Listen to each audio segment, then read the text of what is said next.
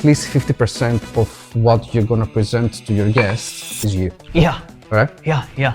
Misunderstanding which you would want to clear about Greek culture. We don't say opa and we don't smash plates. Someone once asked me for a cocktail for Instagram with fairy tales, dragons, and Pokémon. That was exactly the description. That was Call of Duty Wedding Edition. Something that we called Chochlios, it's snails. This is a very unique in Crete. So it's either fried or with red sauce. First time I heard also like, snails, no, doesn't look so nice, but they're delicious. It's so good, believe me.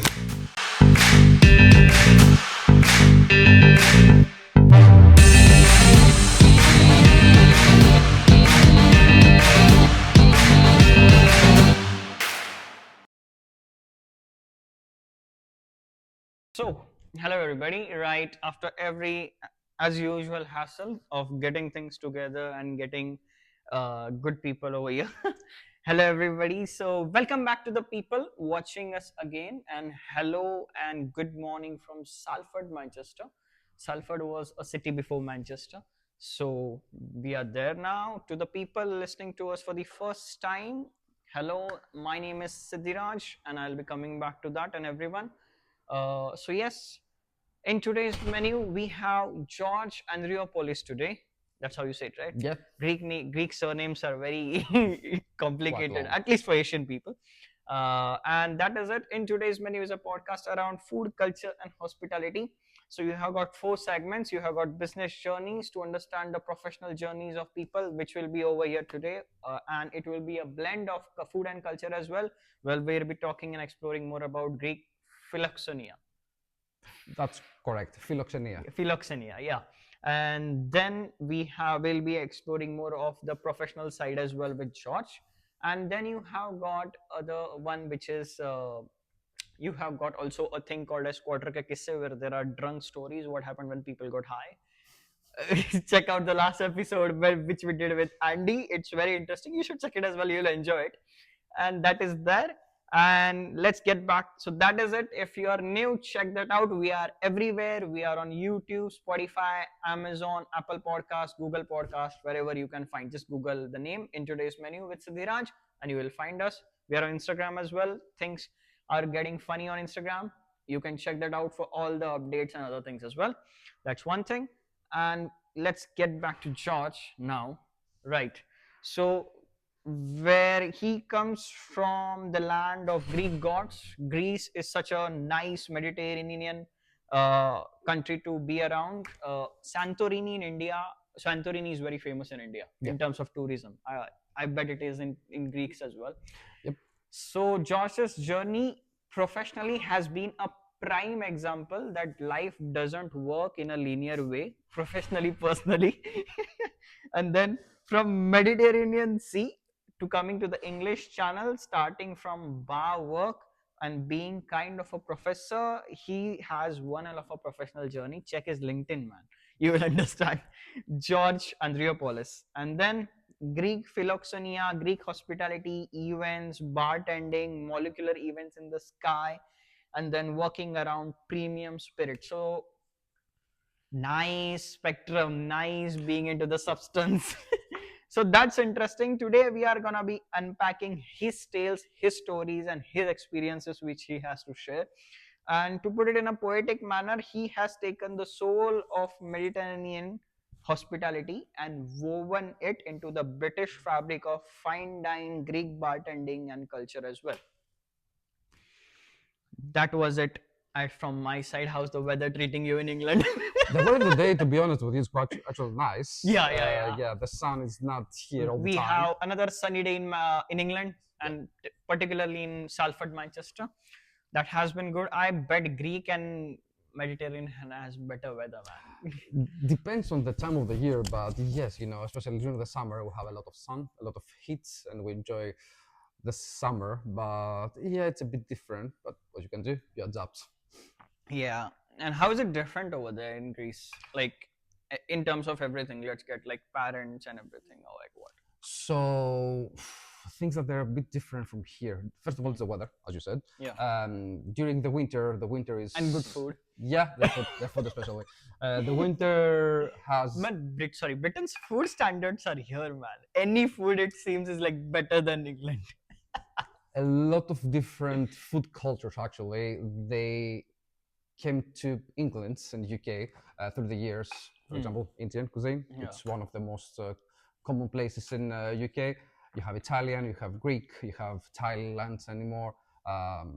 So many different cultures come for food. But if we need to talk about, I'm not the most expert person on the food, but yes, I could say that the influence of other countries on the culture of the food has been massive to UK. I don't know if you agree with me on that. Why wouldn't I disagree, man? Like I have. Let's put it this way: the younger generation doesn't want to. They have got great exposure to different cultures, right? So they want to try it out. I have a very junior friend of mine, like my colleague. Every weekend they go to the corner shop curry house and they have whatever they curry. want. Yeah. And they're like this so badly enjoyed. It's mild. It's nowhere close to like the actual authentic Yes, it's one. adapted to the Yeah, flavors. yeah, Yeah, of yeah. And course. so they really like it. How's the community part in Greek? Like, is it in, you know how Italian culture is like when it comes to lunches and everything. Like what my Italian friend had told me that on Italian lunch table, every single random conversation is going on the table. Absolutely. Yeah. Yeah. How is it in Greece? So I believe that's more a Mediterranean thing. We love to gather all together to have food and drinks. It's a cultural thing. Yeah. So as you said, Italians, also Greeks, what we like to do, we like to gather.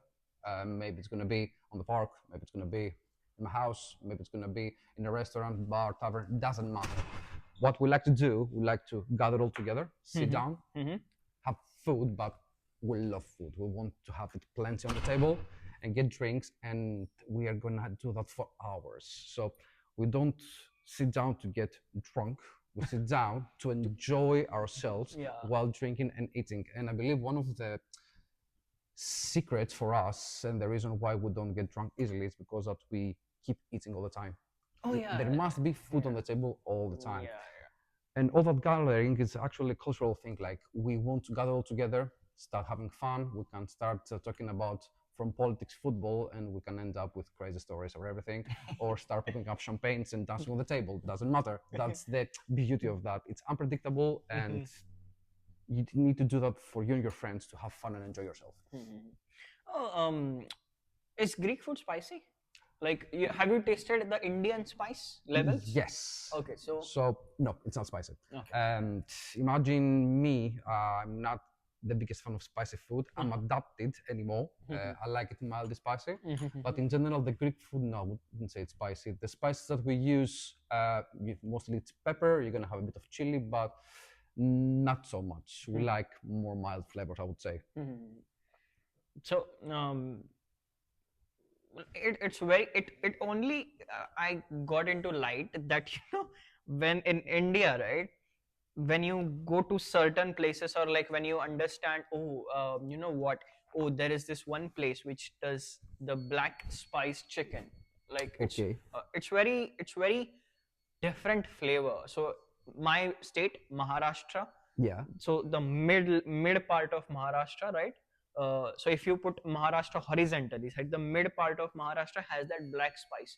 So when that comes in and you make chicken out of it, that's very like different in flavor. I used to imagine that good food is like what, good flavor, making it nice and better and whatsoever it may be. Yes. But when I came over here, it was different. Good food doesn't has to be with different spices or anything around those lines, and it can be anything. The good thing about the only one dish which I like in the British cuisine is sticky toffee pudding. Okay. That is it. But when I'll tell you another dynamic behind it. If you go and check out, I recommended it to Chinese people. Like when I am walking around, right? And when they tried it, they were like, "Oh, it's too sweet." Okay. For me, I thought it's the perfect balance of everything. Yeah. So nice chocolate, warm as well, nice along with the chocolate. Mm. Sorry, along with an ice cream, vanilla ice cream typically, and with hazelnut sides if you put it. Yeah. Very balanced, very nice. Yeah. I'm not even saying that it's intensely sweet or something. Nicely balanced. So that's there. But it has Greek. Oh, is baklava Greece or Turkish? That's a big debate, and I don't think I'm the appropriate person to answer to that. Sorry, those people who don't know for context, baklava is a sweet, different forms now. Yes. I've figured it out. Um, Shout out over this one. No one knows about this. There's a Kurdistan market in Rushlow, Manchester. The best baklava I have ever had. I cannot like the Tesco's and Asda's baklavas are like nothing in front of that. That's the real sort of flavor which I haven't had a Greek side of baklava, Okay. but that was really really damn good. So if you want check it out, Kurdistan's markets baklava, not sponsored or anything, but genuinely go and have a look. So baklava is such a sweet in the Mediterranean Sea, which is like it's a great ongoing debate that is it belong does it has it was Greece or like it was Turkey or whatsoever. So again, Greeks and Turkish, they have a big debates about a lot of things: baklava, gyros, souvlaki, Mm-hmm. and a lot of different topics. Mm-hmm. I believe things like baklava, they come from ancient times through the Middle East, places like Mesopotamia back then, Kurdistan, as you said. So I believe the origins are coming from these areas back then. But imagine all these countries, they have, especially Turkey with Greece, so many years of conflict, so many years of um, Greece being taken by Turkey. So there is a lot of influence added on that. So I wouldn't say that it's Greek, but definitely Greeks, they adapt it to their needs and their flavors to baklava. So if you try baklava from Greece, it might be slightly different, and it's quite nice, I'm telling you. But have you tried the Turkish baklava? No, I haven't, and I'm Okay. quite keen to be honest with you, because I really also like the Turkish cuisine. It's very similar to ours, it's Mediterranean flavors, and I'm a big fan also because it's quite close to what we like. And What the Turkish flavors? yes, the Turkish cuisine, they have same variety of spices. We like grilled meats. With Oh all, yeah. The Turkish shawarma and everything is really exactly. So you have shawarma, you have kebabs, fish, meat, you have lamb and everything. So it's very, very close to what we like. And yeah, I'm a big fan also. good. This thing. Do you know the story about the Topkapi Palace? Have you heard it? Topkapi Palace, no. Oh, I forgot, but it's like interesting that the baklava became baklava because it was offered somewhere in the Topkapi Palace or something Okay. around those lines. Yeah. What's the Greek equivalent of Italian lunch? Have you seen Italian lunches? Have you been a part of Italian lunches? Italian lunch, Yeah. describe it. Same thing, like where I told, from the youngest family member to Yeah. the eldest family member, Yes. everyone's gonna sit and have the most randomest You mean conversation about now I ever. get you. Yes. And So there are and there are all the starters, mains, drinks, wines on the table. yeah, absolutely. You're talking about very, very classic family Yeah, gathering. yeah. Of course. So this was especially back in the days. You had that daily and weekly. Weekly usually was Sunday gathering of the family, Okay. and you had the whole family coming. When I mean the whole family, it was your family, two, three kids plus cousins, aunts, grandmother, grandfather. 20 people on a table, maybe you're having a lamb on the coal, going around, and the most randomest conversation happening. yes, and it could end up also with people fighting on the table, Bullfighting. Yeah, of course, why not? I mean, cousin to cousin, like they don't agree about football and they start slapping each other. It doesn't matter. It's a cultural thing, we like it. So in all of this, where does the Filoxenia come in? Like, what is first? I am damn sure I didn't know about this word. Yeah. So what is Philoxenia. Philoxenia? Yes, Yes. and then what is the more part of it? How does it shape the Greek hospitality and outlook? So philoxenia actually is the equivalent word in the English language is hospitality. And if you break down the word, is philox and xenia is the love for the stranger actually. So it was a cultural thing back in ancient Greece, where when you had someone coming to your house asking for food, you had to offer the hospitality. You had to offer food, drinks, place to stay on during the night, clothes if you have to, And this was something that Greeks, they had really, really important in their life. It was a big cultural thing. If you refuse someone hospitality, it was considered hubris, like a sin, and it was punishable from the gods. So it's a big thing, and I believe still until today, it's a big thing for the Greeks. We love hospitality. If you come to my house, I will definitely make sure that I'm gonna offer you drinks, coffee. If I don't have anything, I'm gonna go and buy something. I'm gonna make something. I'm gonna make you feel comfortable. So that's the whole point, to make people feel welcome and comfortable when they're coming to your own place, and create an environment that gives to people happiness and warmth. If someone has never been to Greece, then what would you tell them? If someone Has never been to Greece, how would you describe the hospitality there? welcoming. Depends on which area, of course, of Greece you're going, and people are welcoming. Greeks also, they are very, very big part of hospitality in general. Most of the Greeks are working in hospitality in the industry, so Greeks are welcoming. They're gonna offer you good service, of course, especially if they like you. It's gonna be even better, because it's gonna be more genuine hospitality. It's gonna be more genuine service.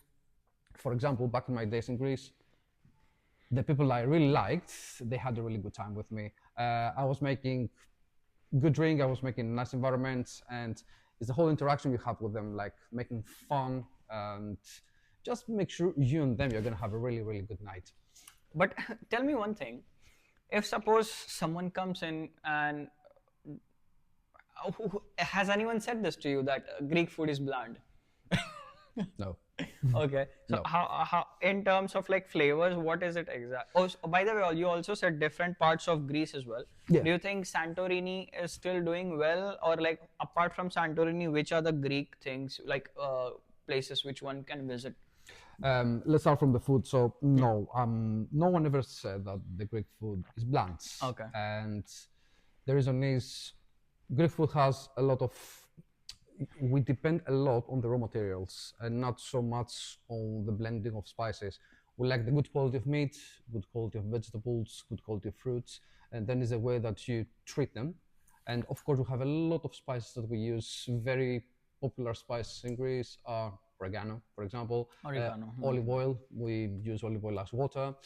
And Olive oil, like yeah, water, okay. I mean, Why is that? I'll tell you what, this is a cultural thing. So if to my grandma you were asked her to make you a salad, a Greek salad is cucumber, tomato, feta cheese, onion with olive oil. Sorry. Feta cheese is just another kind of cheese over here, yes. Yeah, so it was a blend of all this together with olive oil, oregano inside the plate. If you make that now, you're just gonna pour a bit of olive oil and mix all together. Absolutely. Yeah. My grandma, for example, would do like and fill it up like a pool. So the tomato was choking inside the olive oil, begging for her life, and everything was full just because it was plenty for Greeks, and it's considered to be very, very healthy. Oh, so olive oil was available in like tons around. Yes, Greece. Greece is a very big producer of olive oil,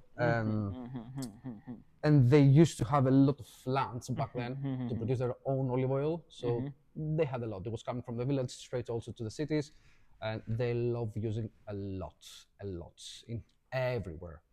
So rich flavors, nice mix, not very spicy, and mild for the food. Okay. On the second part that you asked me about Santorini. Santorini, it's a very unique island, I would say. I used to work there for 2 years. You used to work in Santorini? Yeah, I used to work as a seasonal bartender. Okay. It was very fun.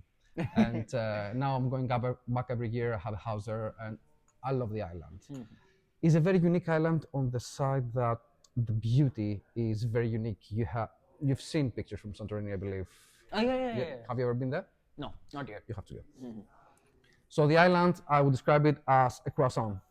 You have the volcano in the middle, you have the part of the Santorini around, and all the side of the island is like a cliff that you just cut it in the middle.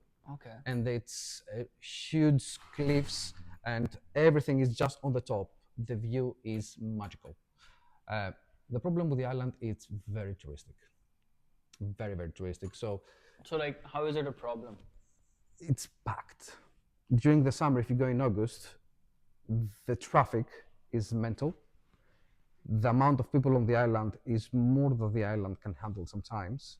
and you can't enjoy the island. That's why I prefer going usually end of August, beginning of September, or early like May. So it's like even I don't like crowds. I won't. Yeah. When Europeans ask me, or like my friends who are over here, oh, where should I go in India? I'm like, don't go to Goa.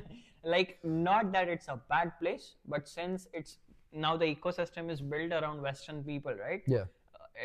Whenever the season starts coming and it's the same thing. If you go over there, it's crowded and you can't enjoy it properly. So I tell them that there are other beaches in Goa, there are other states to go, there are other beaches to check out, like in other states as well. Go and try them, and then eventually when you're okay, the season is not like down, then you go. It's just like how you do it. Because I know, and Goa is 1 hour away from me. I know exactly how it operates in Goa and how exactly like the tourism over there works. Now it's declining sadly. It's all because of a lot of things which have gone wrong. That's there. So that's why I asked, what about Santorini? Like you are the insider person on Santorini. So yeah, you were continue about that though thing. Imagine now that you will go to Santorini as a tourist, you're gonna spend a lot of money for accommodation, and in general, it's not a cheap island, to be honest with you. And you will go to that last part of the island where it's called Ia, and Ia is a beautiful place. And Ia has a really nice spot where you can go with your friends, your girlfriends, and it's considered to be a magical sunset. And you will try to just watch the sunset, yeah? With 2,000 more people around trying to take pictures. It's not very nice. 2,000, okay. I mean, you can see like the whole thing, you can see just people around, like everything is full with heads. It's not very nice, not very comfortable, but it's a very popular island, so you have people going there by thousands. It's better to go a bit off season, so you enjoy the island better. And you know, when also the service is slower, you enjoy it a bit better also about the restaurants and the clubs and everything else. Yeah. Which are the other islands around there which so it's like, you know what, if you try and come to Goa, I will not take you to the most touristy places. I will take you where you will actually enjoy and have fun. There is a big thing so if you go north towards Goa, my state, there is a thing called as Areware. A-A-R-A, sorry, A-A-R-E-W-A-R-E, Areware, that's what you call it. Man, you take a bike and you go around that road, man, it's fantastic. Nice. Like you just like the way the coconut trees and everything is just beautiful. So that no one knows that. Yeah. Literally no one knows that. There are a lot secret. Yeah. So there are only the local population around who knows that, and those are the people who go over there. And there are people like me who have stayed in that district. So you know, I have friends from there, so I know that place. So I would take you there. So because that's such a fantastic, it's not a touristy place, so you don't have a lot of things around, but that doesn't mean you can't enjoy it, because going over there in bike and everything is like 15-20 minutes by bike. Nice. So that's there. It's a more genuine place. Yeah. So what's the equivalent of that apart from Santorini? Yeah, so we have dozens of islands in the Aegean Sea. Islands that I really like. We have Naxos, it's Paros, then it's Ikaria, that it's very, very alternative islands, not very touristic. People know Mykonos, but Mykonos is the party island. You go there to party, to enjoy yourself. How many other islands we have? And then like really dozens. We have Kos, Limnos, Ios. It's all these islands are beautiful. Andros also, different beauty each, and depends on what you want. If you want to go to see this wild beauty, you go to Santorini. If you want to go to party, you go to Mykonos. If you want to go with your girlfriend, if you want to go with your girlfriend, the best island to go is Milos. Naxos has amazing coastside. I really like it, and I really like the food. It's a big island also. Ikaria is where does it have a special food, this island which you last said? No, they have local delicacies each, like they have, apart from specific cuisine, they have products like cheese, they do their own oil and everything else. There is another island, it's called Ikaria, where you go and forget about time.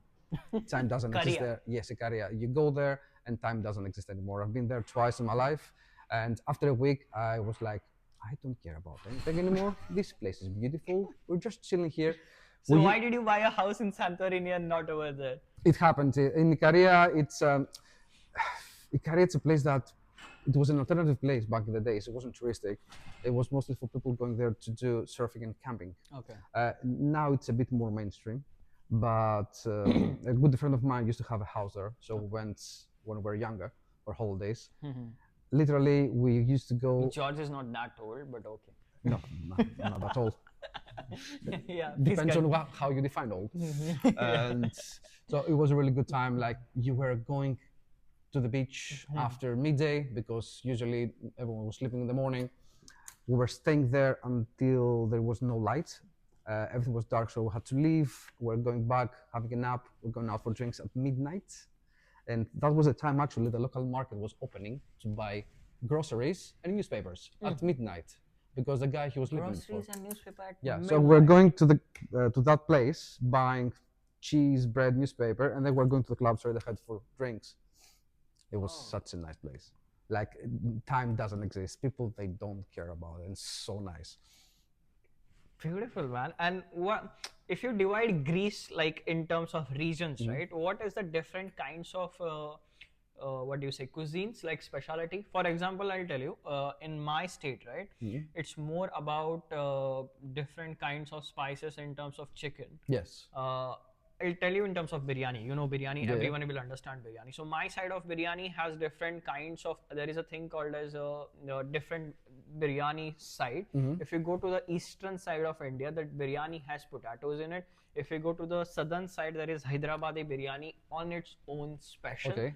And then there is a different kind of biryani on the north, which is the Lucknowi biryani. Okay. Very different taste, very different kinds to make it. The base is same, yes, but it's different. Yes, it's But variations of the same yeah, thing. but yes. the same dish in different ways. Yeah. But if you talk about Greek food, what is the specialty of different regions? So if you go to the north, the culture of the cuisine is more heavy. There is meat. They have a big culture for pies.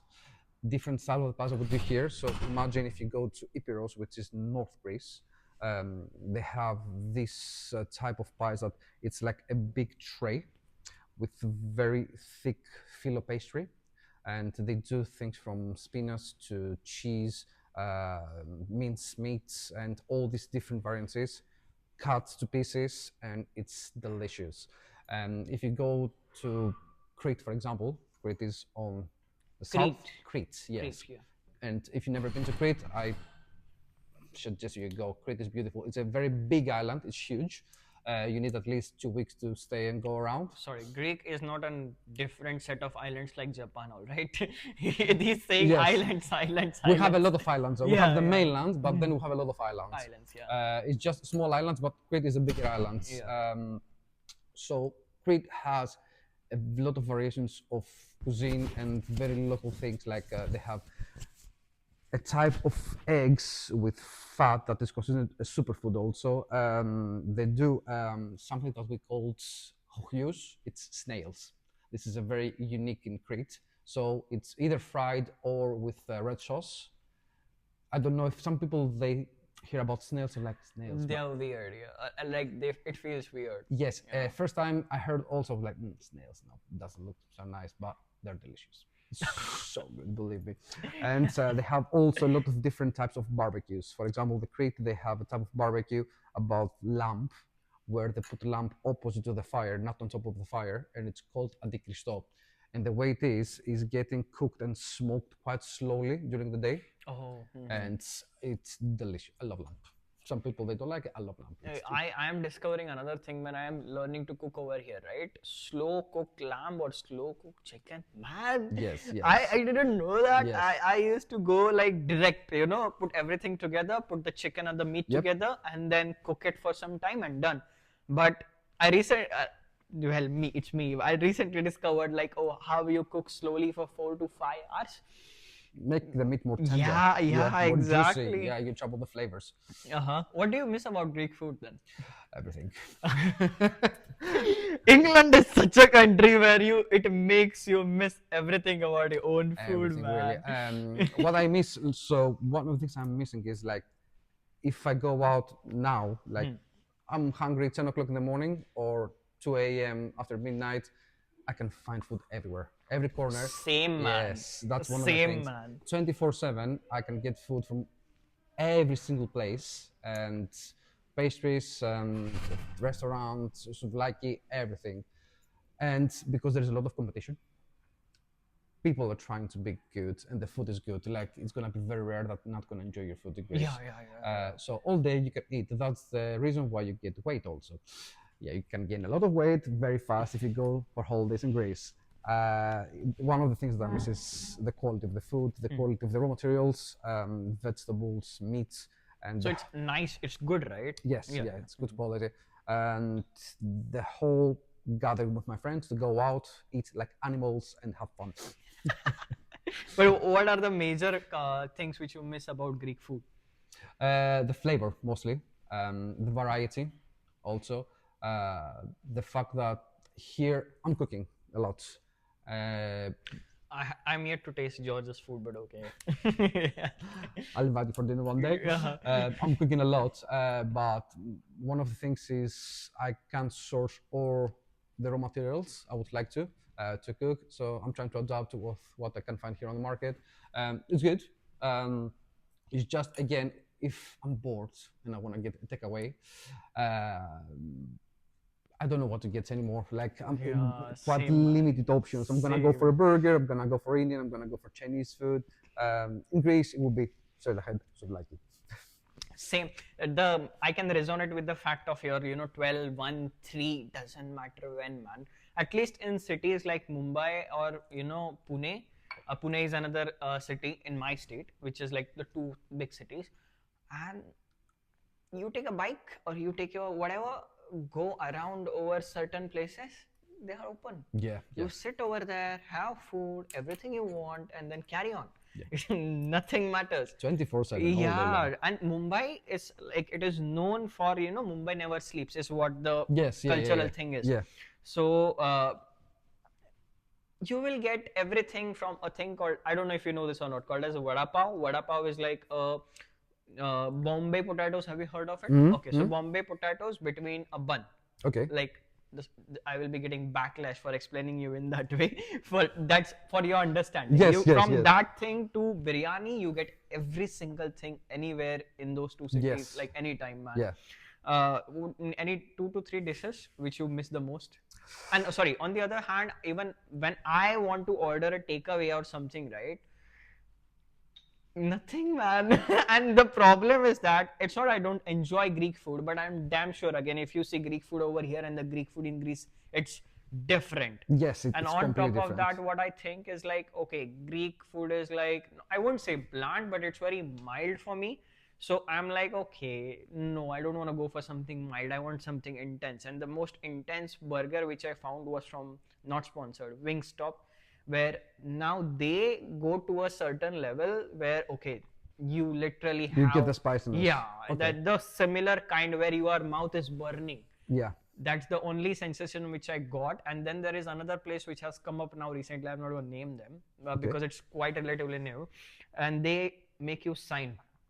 Really? Yeah. Because it's too hot. Yeah. And so if it messes up your system, then it's on you, not on them. Okay, not for me for sure. Yeah, yeah. So they me. make you sign, and then they give you that burger. But I haven't tried it. I would try it because over here where I realized that the spices can actually mess up your gut. Over here, huh? Yes. Not in India. It has never happened to me. But I tried this spicy Chinese fried rice over here, and it makes you go to the toilet the next day. Okay. For me as well. So it was quite surprising for me. So if I'm gonna try that thing, I'm gonna make sure that the next 2 days of mine are okay. I have nothing over there, but I wanna give it a try so that, because there is this thing, water balls. Again, I will be getting backlash for how am I explaining this to you. So it's like, it's called as Pani Puri. But to explain you, water balls, it's spiced, nice flavored water, put in a thing, and then you eat it. I deliberately go and tell that vendor over there, I want it spicy. So when you're having it, you have tears coming out, you have your mouth. But I enjoy that feeling. Fair enough. Okay. Yeah. So I go and tell that I enjoy that kind of thing. Yeah. So, but if you go ahead and check out, what do you appreciate about Greek culture now over here, considering everything? As I said before, one of the things about us, about the food, it's not the food by itself, it's the whole ritual. It's like a ritual. And you will gather, you go to the tavern with your friends and family, you're gonna order, it's gonna be 10 of you, you're gonna order food for 40, and you're gonna eat until you can't handle it anymore, and then you're gonna start drinking, you're gonna have fun, and that thing goes and goes and goes. And after hours, when you had a lot of drink, you're gonna order more food to to eat again. Yeah. And one of the things, you never touch the food in a Greek table. You're not gonna be like, have you finished with your food? Leave my food down. Yeah. Don't even dare to touch my food. So I want the food there until the moment I leave. Okay. Yeah, because I want to keep drinking and I want to keep eating. So just leave the food there. No one's gonna tell you, oh, you didn't clean my table. I want the table full. I wanna have these visuals of looking at my table and see dirty plates. I love it. Just leave it there for us. We love that feeling of fulliness. That's cool. I was telling her there are two cultures which I saw. One is, I guess, British culture, maybe. I'm not so sure about it. And on the other hand, there is this Japanese culture. So I eventually got to know that Japanese, it's not good in Japanese people, amongst Japanese culture, to have like that. So you fill up until 80%. You do not go to 100. Oh, yeah, So yeah, yeah, yeah. so Yes, you have yes. that much. Yes. And in Greek, in British culture, what I saw was like they eat very less, man, and they are very full quickly. Yeah. And it was shocking for me Okay. that that's all you are gonna have. Initially, when I started service, and I was like, okay. Yeah. I saw the menus and I was like, that's it. Nothing more. Nothing. Yes. If you have worked in Dishoom, you know what exactly I mean in Yes. terms of English culture. And okay, that is it. And then there is this story which goes like, British guest and Japanese guest sat across each other. And they were like, where somewhere the Japanese culture is like, oh, if you leave something on your plate, it's insulting. And the British culture is like, you have to finish everything, otherwise it's insulting. So it was a big mess where they start, like, the Japanese culture is like, you know what, oh, keep it, and like have it how much you want. And if they clean the plate, it's insulting. Yeah. And British culture is like, if you keep something on the plate, it's insulting. So it was a whole mess up for that one particular meeting. Like, it was a good story told by a person. So this is how it works in different cultures. Absolutely. In India, at least in India as well, it might be similar to Italian or Greek thing that I want to satisfy my soul and get up from the table.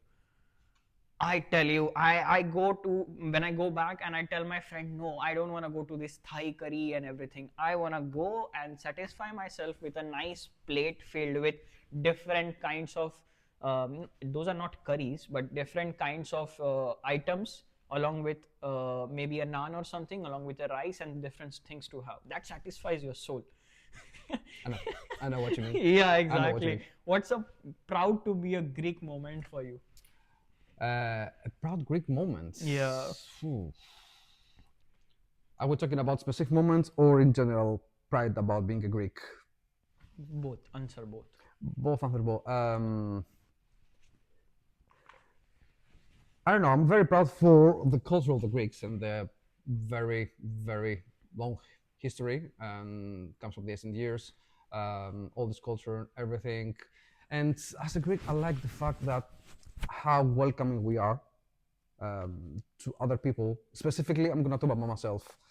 The way I was raised and all this influence I had from Greece, friends and family, and also the reason I got involved with hospitality was because I really like to make people have fun, like create nice environments where people that are coming, they're going to enjoy themselves.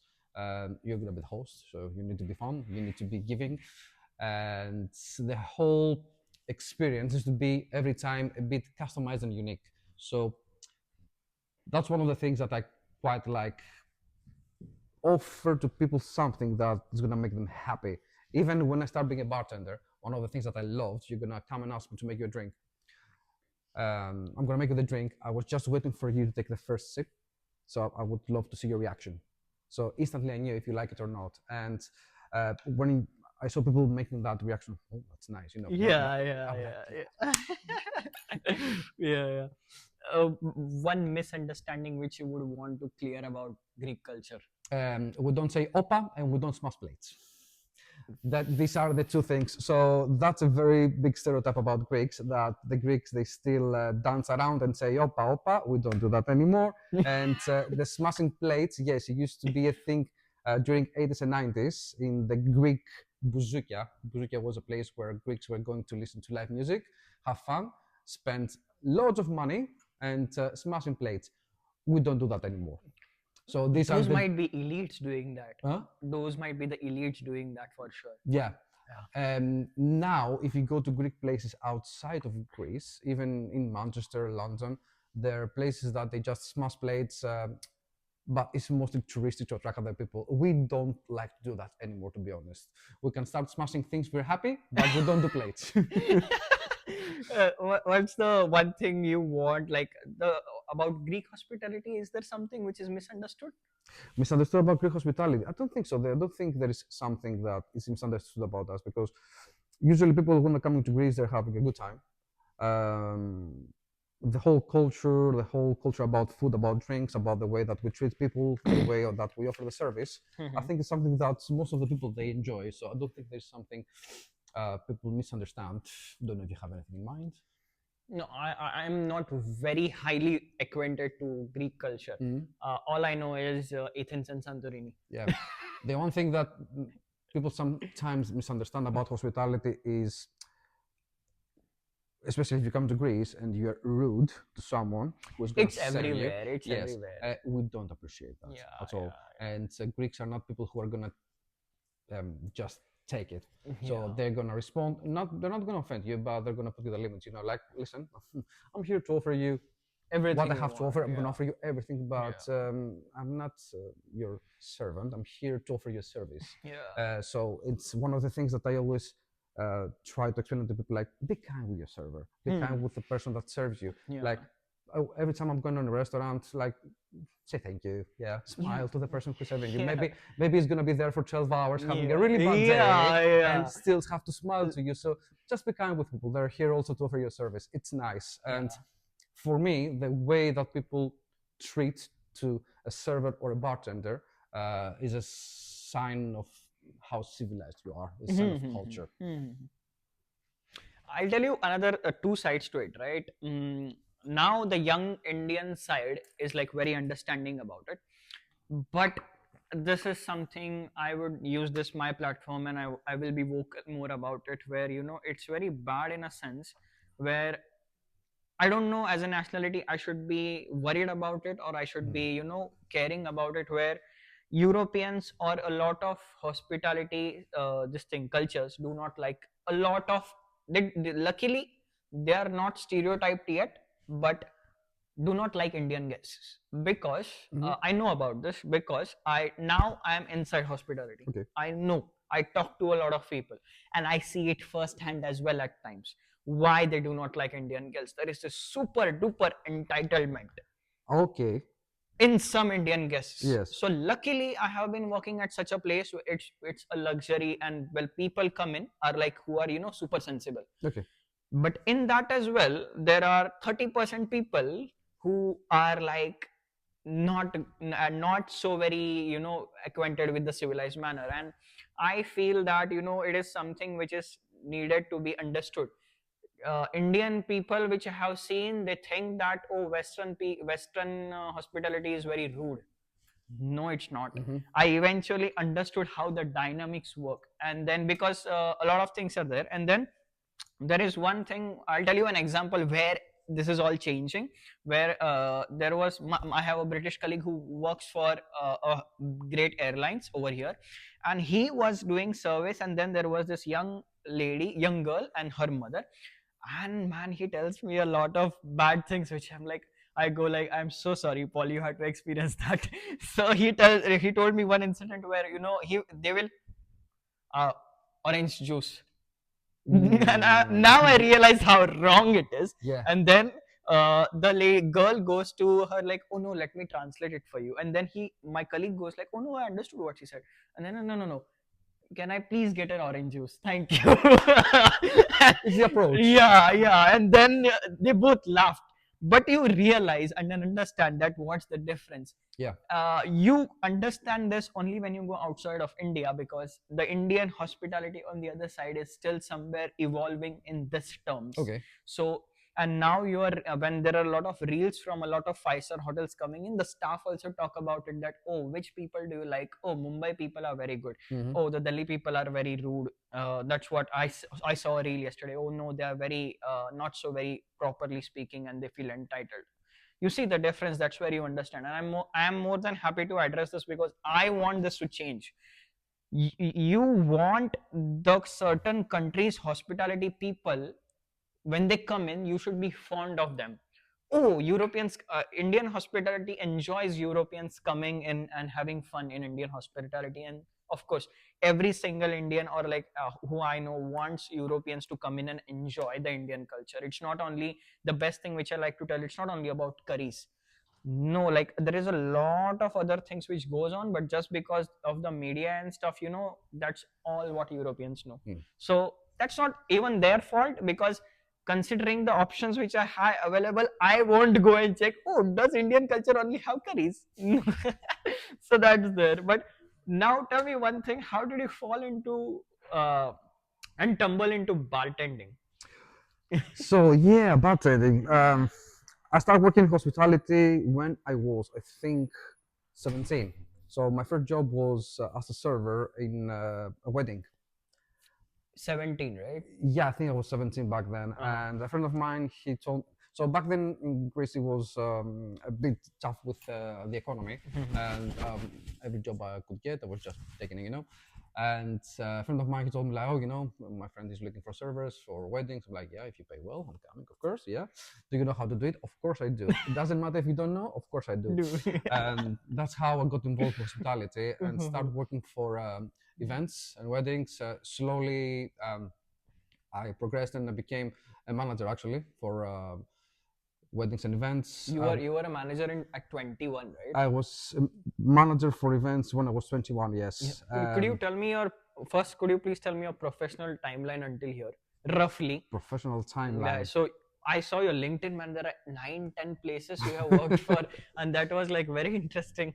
So hospitality-wise, yes. So I started working as a server. I became a head waiter later, and I became a manager for events In Greek. in Greece. In sorry. Greece, yes. And I did that for approximately 8 to 9 years. In that time, I was having also my main job. I was a driver for a company, just doing deliveries around Greece. At the same time, I was also working as a DJ a couple of times. I was doing random jobs around to gather more money. And later, how I ended up on a bar. So my mom used to clean a bar. Okay. And the owner knew about me that I was handling weddings, so he invited me to You go. were handling weddings. Yes, I was handling events and weddings back then for too many years, and so that's how I got invited actually to go and work with him over there. The first time I went to the bar, actually, I was cleaning the bar to cover my mom's day off. So I started there being as back of house helping, like with stocks and everything else. Later, I asked to go to become a bartender. They told me no, and eventually they gave me a role on the floor, so I became a server. And one day, because there was need for bartenders, they told me, George, tomorrow you work on the bar. I'm like, I have no idea what I'm gonna do, but that's fine, I'm coming. So I'm jumping on the bar, and the things are not like they're now. We have HR and welcome and inductions and everything. I'm like, hello guys, can you tell me the specs? You're like, oh, thank you, great. So I need to find by myself right now what to do. And slowly, yeah, I was very clumsy at the beginning, as you can imagine. I was trying to find myself, and This is what you're talking, 25. yeah, 25, I think. Yeah, 25 to 25, 25. But I found out that I really like it. I like being behind the bar, and so I was spending a lot of hours going to the bar before work by myself, putting a camera on the front and start filming myself how to pour. This is 10 years ago, right? So 2015, or like 2014, 2015. Yeah, yeah, okay, yeah, interesting. 2015, I think. Okay. Okay. Yeah. So I was feeling myself starting to doing kinesiology behind the bar, improving my moves, doing a bit of flair, and Oh, you were that kind of bartender. That thing. I tried. Yeah. Yeah, I was training a lot every day. Mm-hmm. I'm not a very good one, but I still can flair a bit. I was mostly practicing working flair, which is something you can do when you're making drinks. Throwing bottles and everything behind the bar, I still can do it, but I mostly practice doing the working flair, like how to be smooth and nice when you're working. It's a nice way from the way that you grab the bottle, from the way that you pour. And what we used to say is at least 50% of what you're going to present to your guests is you, Yeah. right? Yeah. Yeah. Yeah. So Yeah. if you come to me, yeah, like, hello, George, can you make me a drink? I'll be like, yeah, maybe that's the best thing in the world. Maybe it's a whiskey of 2,000 pounds per shot. But if you have a nice mood behind the bar, you're welcoming, you're well presented, and your moves are nice, and you protect the product that you're making. Yeah, you take care of it. At the end, the person you're gonna give that maybe it's water with color, they're gonna love it. So 50% of hospitality, at least, is psychology. It's how you make people feel, and it's also the same with the environment. If I give you that product here, there's no music, it's the two of us, nothing's happening. If I give you the same in the bar with a nice music, good decoration, people dancing around, having laughs, different. It feels different. So it's from the mouth feel to the sense of what you're taking. Okay. So that's how. So it was the same thing, right? Like I read this one thing. Once you don't have to think your life all at once. So because well, at least young people, they go like, oh, how I'm gonna see what I'm gonna do, how is it gonna work out, but this is how it works out. Yeah. I promise you, last 3 years have been this, like, oh, do you want to do this, oh, do you want to work this out, and then it just works out one thing Yeah. at a time, luckily. Like what, so is what's bartending in Greek like? How does it differ from London and Manchester? Um, so this is something I can connect with what we said before. So when I started working on the bar, as I said, this was something that I really liked, and I thought that that could be a career for me. Bartending. Yes. Yeah, okay. The place I used to work in Athens, it was a very unique project back then. We used molecular mixology. So we had Sorry, molecule. Slowly and again. molecular mixology. Molecular So mixology. molecular mostly is applied on the kitchen right now. So I mean, you've talked with people like Adam Reed, and they definitely have techniques like we used to do on the bar. We used to do purification, liquid nitrogen, dry ice, gelifications, rotor vaps, and everything else. So we had a lot of different techniques applied to bartending. And it was a very unique concept, and it was fun to play around. And that's why I fell mostly in love, because I found out that there are so many things you can do with bartending, that it's a non-stop journey of knowledge. And after when I managed to come over to UK, I still had my experience from Greece back then. When did you come to UK? 19. 2019, yes. And the difference. So the difference is mostly, first of all, the people that you work with, because suddenly coming from Greece, working with Greeks, I had to work with a lot of different nationalities. So for me, I had to adapt my behavior and my style with everyone. When I came here, I was, very direct Greek, and I had to smoothen out myself first of all, especially with colleagues. Like had to start not having so many demands and standards sometimes, and trying to coach people more. That was one of the big challenges at the Trying beginning. to Coach people. coach people. Yeah. Some things that I thought are common sense, and you had to know them already, and people they didn't. So Yeah. This is what I discovered, that what is common sense for you, it's not for others. exactly. And so and vice versa as well, huh? absolutely, Yeah. exactly, Yeah, exactly. So yeah. especially when you have to deal with different cultures, Yeah, there is no yeah, common sense. yeah, Common sense is when you have to deal with people that they grew up the same way that you grew yeah, up, yeah, and you have the same experience in your life. So that was a quite big challenge, but it was interesting. Just because I had to deal with people from other cultures and I started learning also. That was a very interesting I thing. feel that's a good part about UK's hospitality. I personally feel you have people from everywhere working in hospitality, and that's where you learn about cultures, like a lot. Like mm, I have my French manager, his culture and understanding about fine dining is very nice, very good, and that's where I get a lot of things to learn from about it, because you know how French dining is very well now. So that's there. Yes, please continue. Sorry. No, that was one of the things, and also how to adapt on the way that other people work.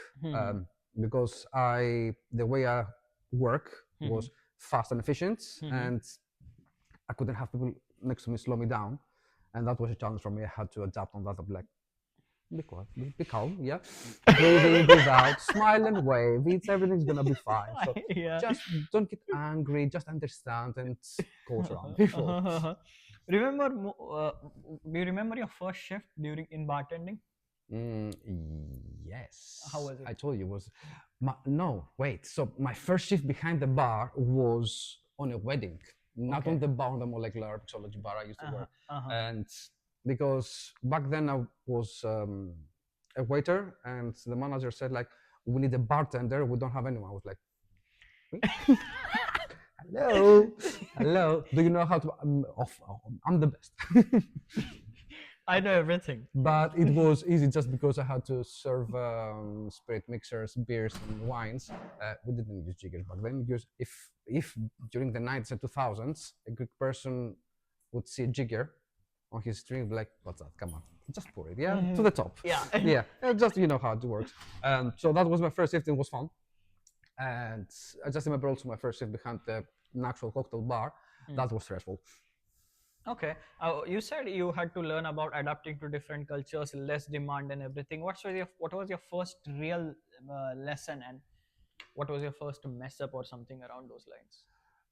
With other cultures, so Or anything in general, like first a real mess up, big time. real mess up big time. That's really My mess up. mess up during first big times was, I won't say it was a mess up, Yeah. 6 times, George, 6 times room service tray. I forget cutlery. 6 times. You know why? Put the plates, take it away. That's it. And then my manager used to ask me, "Oh, how are they gonna eat? With hands?" Indian culture eats with hands, like, and that is the ingrained psychology thing. Yeah, You yeah, yeah. imagine, I like, know what you mean. Yeah. yeah. So when I fill in the tray with the food and salt and pepper at max with the drinks, complete. What else do you need? What else do you need? There you go. Yeah. And then when I slowly I understood. Okay, uh, when and then can I please get cutlery? Can I please get cutlery? That's where I started hearing. And then you people over here need that something in their hand to eat it, because even today I typically would prefer to sit on my own if I'm eating a biryani, because I do not want people, to some people do not like it when some people eat it with hands. So I'm like, okay, you do your thing, I'll do mine. I do not want to like displeasure you or something. So that's the thing. But that is something where it was a mess up, Yeah, dude. yeah, yeah, I yeah, yeah. I just used to call, oh, I don't have a cutlery to manage. And I tell you. Real lovely.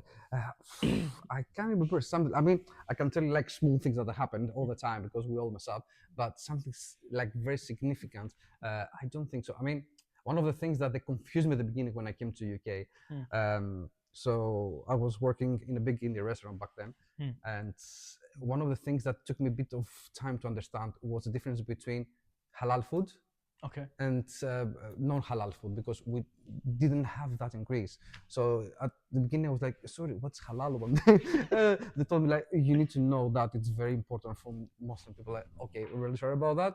So that was one of the things that I had to learn when I came here, but it didn't make sense. I couldn't understand at the beginning because I never had interaction with that before. So that was a big lesson for me. Yeah, same. You know what? This French food, man, beer noisette is burnt butter. Yes. Understandable that you call certain things in certain culture a certain way, Yeah.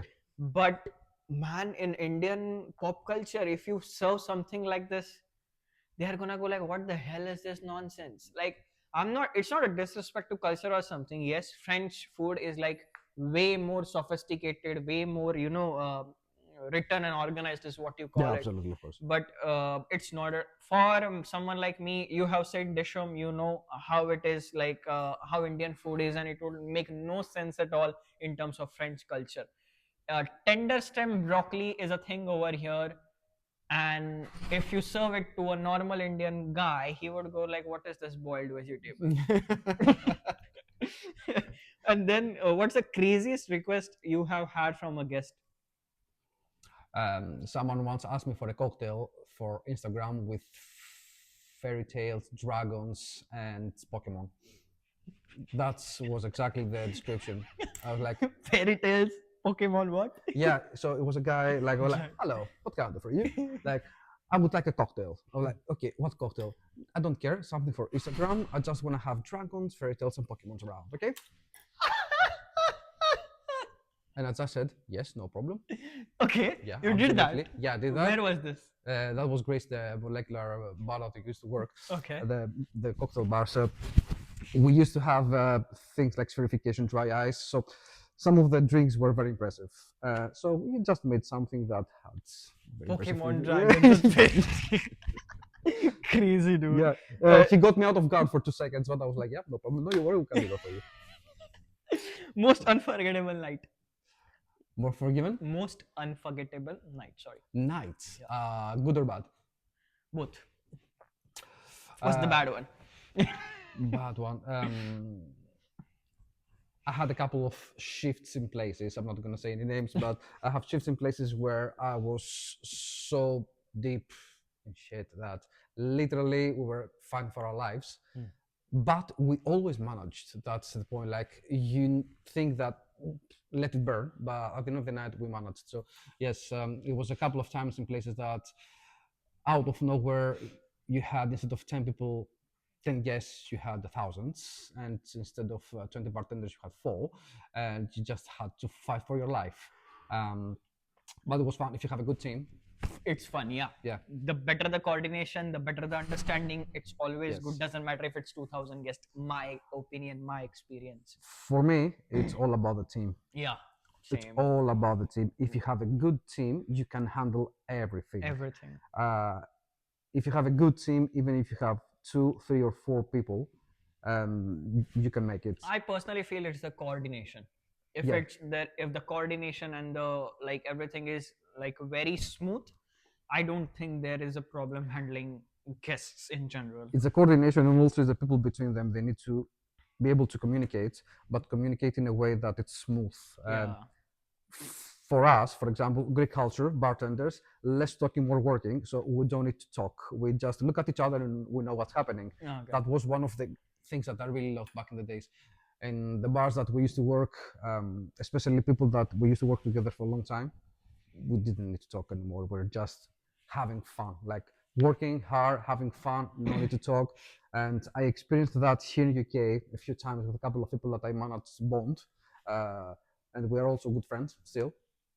And that was my best shifts, like working with someone next to you who you have a good bonding, Yeah. and you have a good, you can synchronize, and everything feels, flawless, like very, very smooth.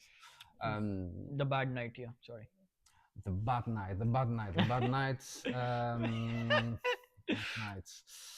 I can't imagine one of the really bad nights. Bad nights in the bars, where bad nights where things are getting messy with people just getting Have you drunk. seen Boiling Point? Sorry. Sorry? Have you seen Boiling Point? Boiling Point. The movie. Yes, I think so. Yeah. Yeah, so it's one night, one take shot, and everything that can go wrong goes wrong in that movie. Yeah. That night. Yeah, I mean, we have nights, especially with events, that things they went really wrong, and it wasn't our fault usually, because you had We had. Oh yeah, a really nice one. So it was one night that we had a wedding, and they had fireworks. Yeah, good. Okay. And one of the fireworks malfunctioned and spread to the bride, so the bride was on fire for 10 minutes. Yeah, we saved the bride. We continued the wedding. Yeah. Later we had the bride's Greece. Greece. Yeah, yeah. Okay. Later we had the bride's brother. He was very drunk, very excited, and started throwing cases with champagne on the floor. You know, if you throw the champagne, it's like a grenade. Yeah. We had to chase him and grab him. And later, people having so much fun start flipping tables around. That was Call of Duty Wedding Edition.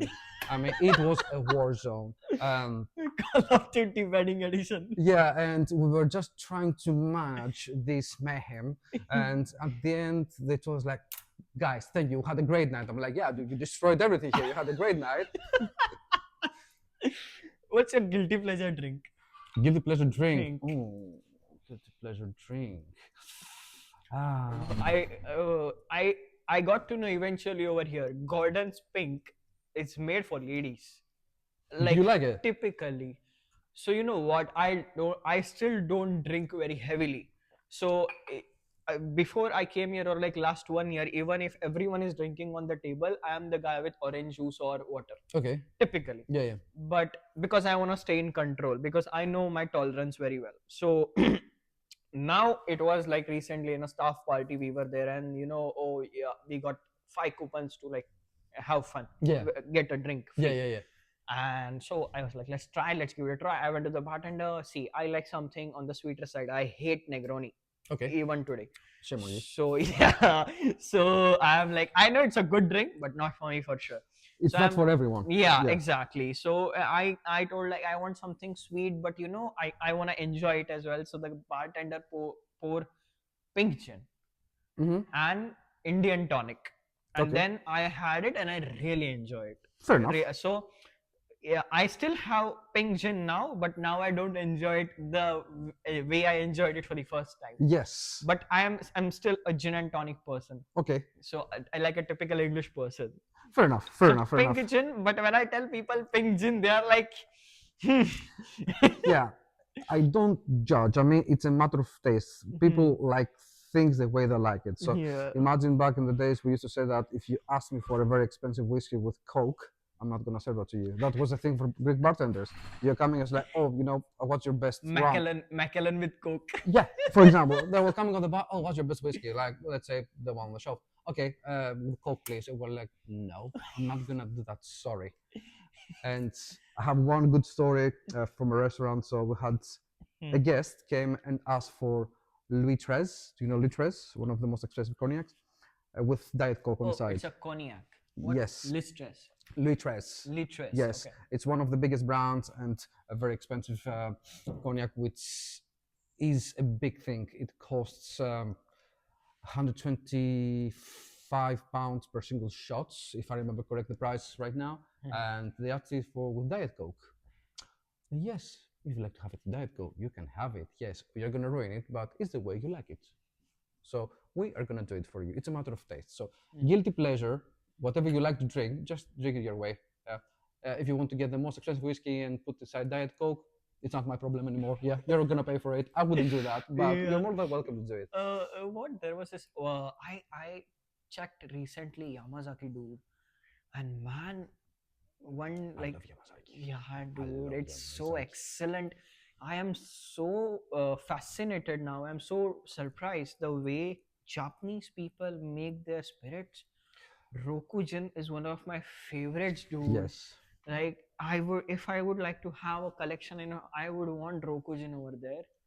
Like that's crazy. Japanese drinks, honestly. Japanese. And that's why where I sorry you No, continue. of course. Yeah, and the problem which I see majorly now that Japanese population is declining, and it's on an alarming rate. And the problem which I see over there, I cannot see the fact that Japanese culture vanishing. I hope not. It's it's a big fear for me that it shouldn't go anywhere away. But the if you go and see Japanese cities, they are ghost towns, man. Are they? Yeah, and it's so bad that there are few tourists going in Japan and checking out. There are only elderly people living over there. There are no young people, Mm.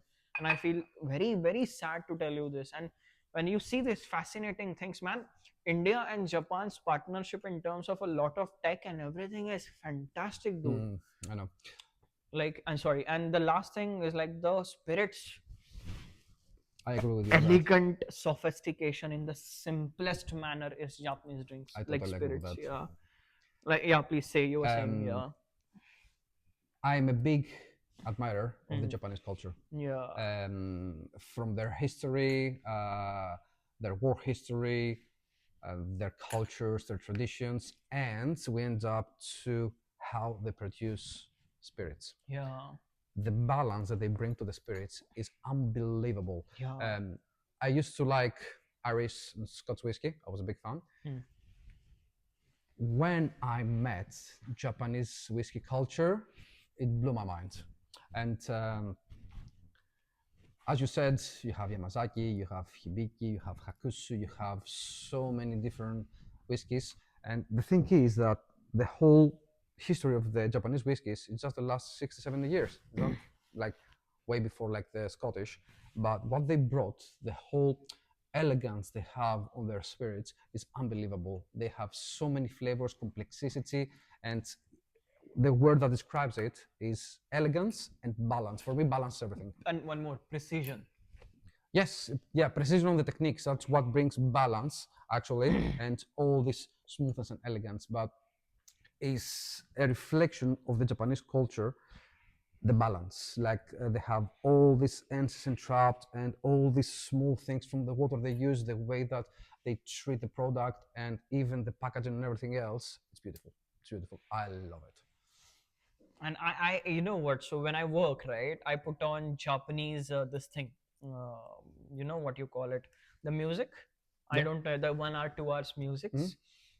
I feel so sadness when I listen. Reason it's a very nice music which will give you calmness, but while at the same time, what I have watched, the movies, the web series, and the stories I have read, and everything that comes to my mind and comes to the fact, boils down to the fact that it's going away, it's declining. And Japanese, but I like how Japanese government is reacting to that, or like anything, or like they're promoting to have kids. In a way, I understand that's a thing, all right. But what I realize now, it's the same problem in China as well. It is not that people don't want to have kids. The environment, the economic environment is so hard You're in talking this. about the birth rate, right? Yes, the economic environment is so hard that the culture and everything, you cannot afford to have kids. Yes. First thing. Yeah. And second, what people like, at least me, I'm very young in those terms, right? I think and think twice to myself, if I'm having a kid, right? You have to make sure it's a blank slate.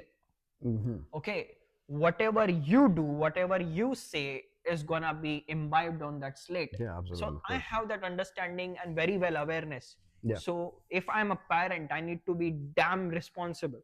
You are and 100%. and when you are not even like, at least myself, when you are not able to like sort yourself out first, right? I won't imagine to have kids. No. So that's why it is happening a lot. That's why they are having a birth decline and Yeah. stuff around those lines. Sorry to put it out over there. What's your one story you tell new bartenders? Yeah, you say you are managing a lot of kids at your workplace. I'm managing a lot of adults, and so a story I would say to young bartenders, like one of the things that if you started being a bartender, there is two ways to go. So one is just a side job to make some money, and you don't care a lot. You want to have some fun. The other way is that you love what you're doing. You're creative. You want to be able to stand in front of people behind the bar. The bar is your kingdom. Yeah, it's your barrier there. Yeah, it's your stage. So a good people think that a good bartender is either fast or is either creative. No, you need to be everything. You need to be fast, creative. You need to be a good manager for yourself first of all, and to help other people around you. You need to know your surroundings. You need to be able to predict the future sometimes to see what's going to happen. You need to be ready. It's a lot of different things to make you a good bartender, and if you don't like it, just do something else. Make sure if you go behind the bar, if you don't feel comfortable, just go find something else to do. What's your controversial opinion on bartending? Controversial opinion about bartending. I don't think I have a lot of controversial opinions about bartending, to be honest with you. For me, the only thing that I really hate behind the bar is messy people. I want my bar, I have absolute OCD behind the bar. I want my bar clean. I want like a surgery. If, for example, if I put my equipment like that, you come here, you take it and you put it there. I'm gonna kill you. I'm gonna kill you. That flipped completely. Like I want everything where I left it, and even a single drop of water on my station. Yeah, no, I don't want that. You do you. Yeah, that's your station there. Yeah, you do you. Leave me alone. Do you still operate behind the bar since you're a general manager? I'm going behind the bar, yes. Now I'm everywhere. I'm floating between the bar and the floor. If I have to, I'm going behind the bar, but I'm not stuck behind the bar anymore. But I'm mostly behind the bar, and I just want to be. How is Mediterranean bartending scene? Like, how is it? What it's is it its own thing? Traditions, techniques? I'm gonna just Mediterranean and specifically the Balkans, especially. I'm so sorry for the people who might not know Balkans, because So yes, I saw a lot of Americans aren't even aware, like on who are on the ground, what's happening in Iran. Yeah. But okay, yes. Yeah. What is Balkans? So with Balkans, we describe the area where is Greece, you have Bulgaria, Albania, it's Romania, Yugoslavia. We're talking about all this region. The bartending since the late 90s started developing a lot. We saw that in Greece, that cocktail bars are developing. People started to be in connection with techniques, starting studying. And during the 90s, if you were asked, oh, what's your profession? I'm a bartender. We're like, nah, bartender, you know, like second job, who cares about you? Later, we're called barman, not bartenders. Later, it became a bartender. So people start having a career, start being the main job that they were doing. And we start having a lot of training, seminars, a lot of organizations popped up, a lot of academies. So that thing grew up, become better and more organized. And that also, I think, happened around the Balkans, because I've seen the cocktail scene in Albania, also in Romania. It's getting a big thing. And it's really good to see that development. And how about, what do you think about the UK bartending scene? Like, is it developing, or like what's happening? So the UK bartending scene, I haven't worked in London because I. Oh, sorry, quick thing. Do you know Dick Bradshaw? Which one? Sorry. I'm so sorry if I'm pronouncing this wrong, or like the name is wrong. The espresso martini guy. Yes. Yeah. Is it Dick Bradshaw or Bracewell, or like what? Sorry, I genuinely forgot that. If I remember, it's Dick Bradshaw, I think, if I remember correct. Yeah, maybe. I think so. Yeah. I know what you mean. Yeah. So from there, what I see, he was the revival of the UK bartending scene. So yeah, please, your knowledge, your 2 cents about it.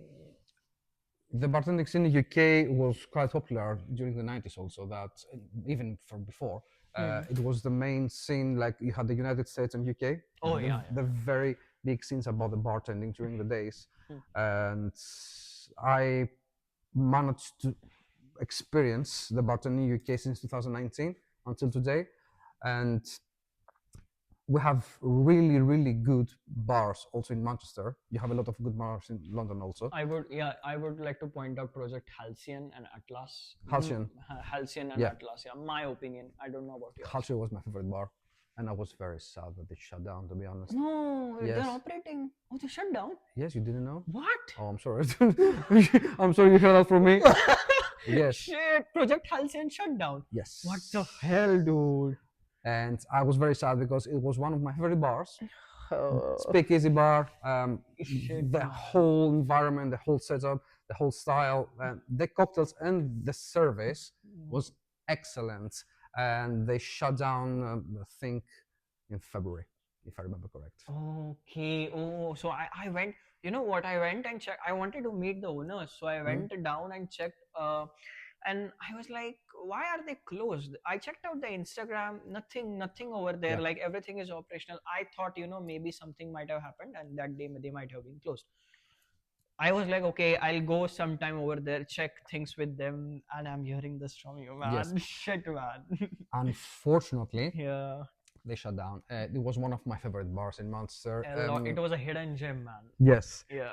it was a hidden gem, and it wasn't just because it was a hidden gem. The service, the environment, the product, and everything all together, they blended great.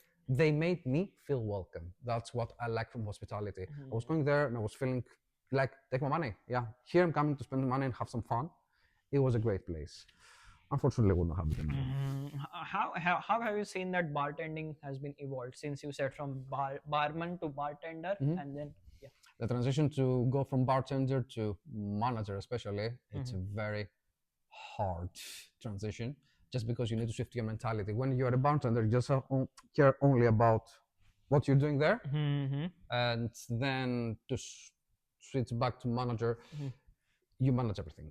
So you start thinking about financials, you start thinking about rotas, you start thinking about staffing levels, people, stocks, guests, guest experience, and everything else. So it's a total different experience, and you need some time to develop and put yourself in a place where you can have all these aspects of work and put them all together and multitask. So it's totally different. So that's why sometimes I like to switch off, going behind the bar, get some drink, and relax a bit. Are there any particulars which have been evolving? You need to make a lot of mistakes to learn. No, I'm talking about the professional landscape of UK bar scene. Oh, you're saying how to evolve between the places. No, from the 1990s to until now, what has been the evolvements in the UK bar scene? Again, I'm saying that I have noticed and experienced the UK scene during 2019. What I've seen is that the places that they're opening anymore are big corporate places, which they offer good product, but in a big volume, which is one of the things that I think makes bartending lose the identity, lose the genuine touch, because I would love you to come to the bar, sit in front of me and spend some time with you, have a good time, making drinks. If I work in a very fast-paced place, I'm not gonna be able to spend so much time. It's gonna be not so genuine, if that makes sense. It's gonna be fast. It's gonna be copy-paste for a lot of different people. But again, if you go to the genuine service side, that's what happened to places like Project Halcyon, sadly. Unfortunately, it's about the market right now. The market is expensive, and it's not easy to sustain as a bar as well. Where we are in an economy where, at least in England, what I studied, every day there are 10 to 15 bars closing down. Man, that's bad. I know. And luckily they are like doing something about it. I'm not so sure, but yeah. What did you got?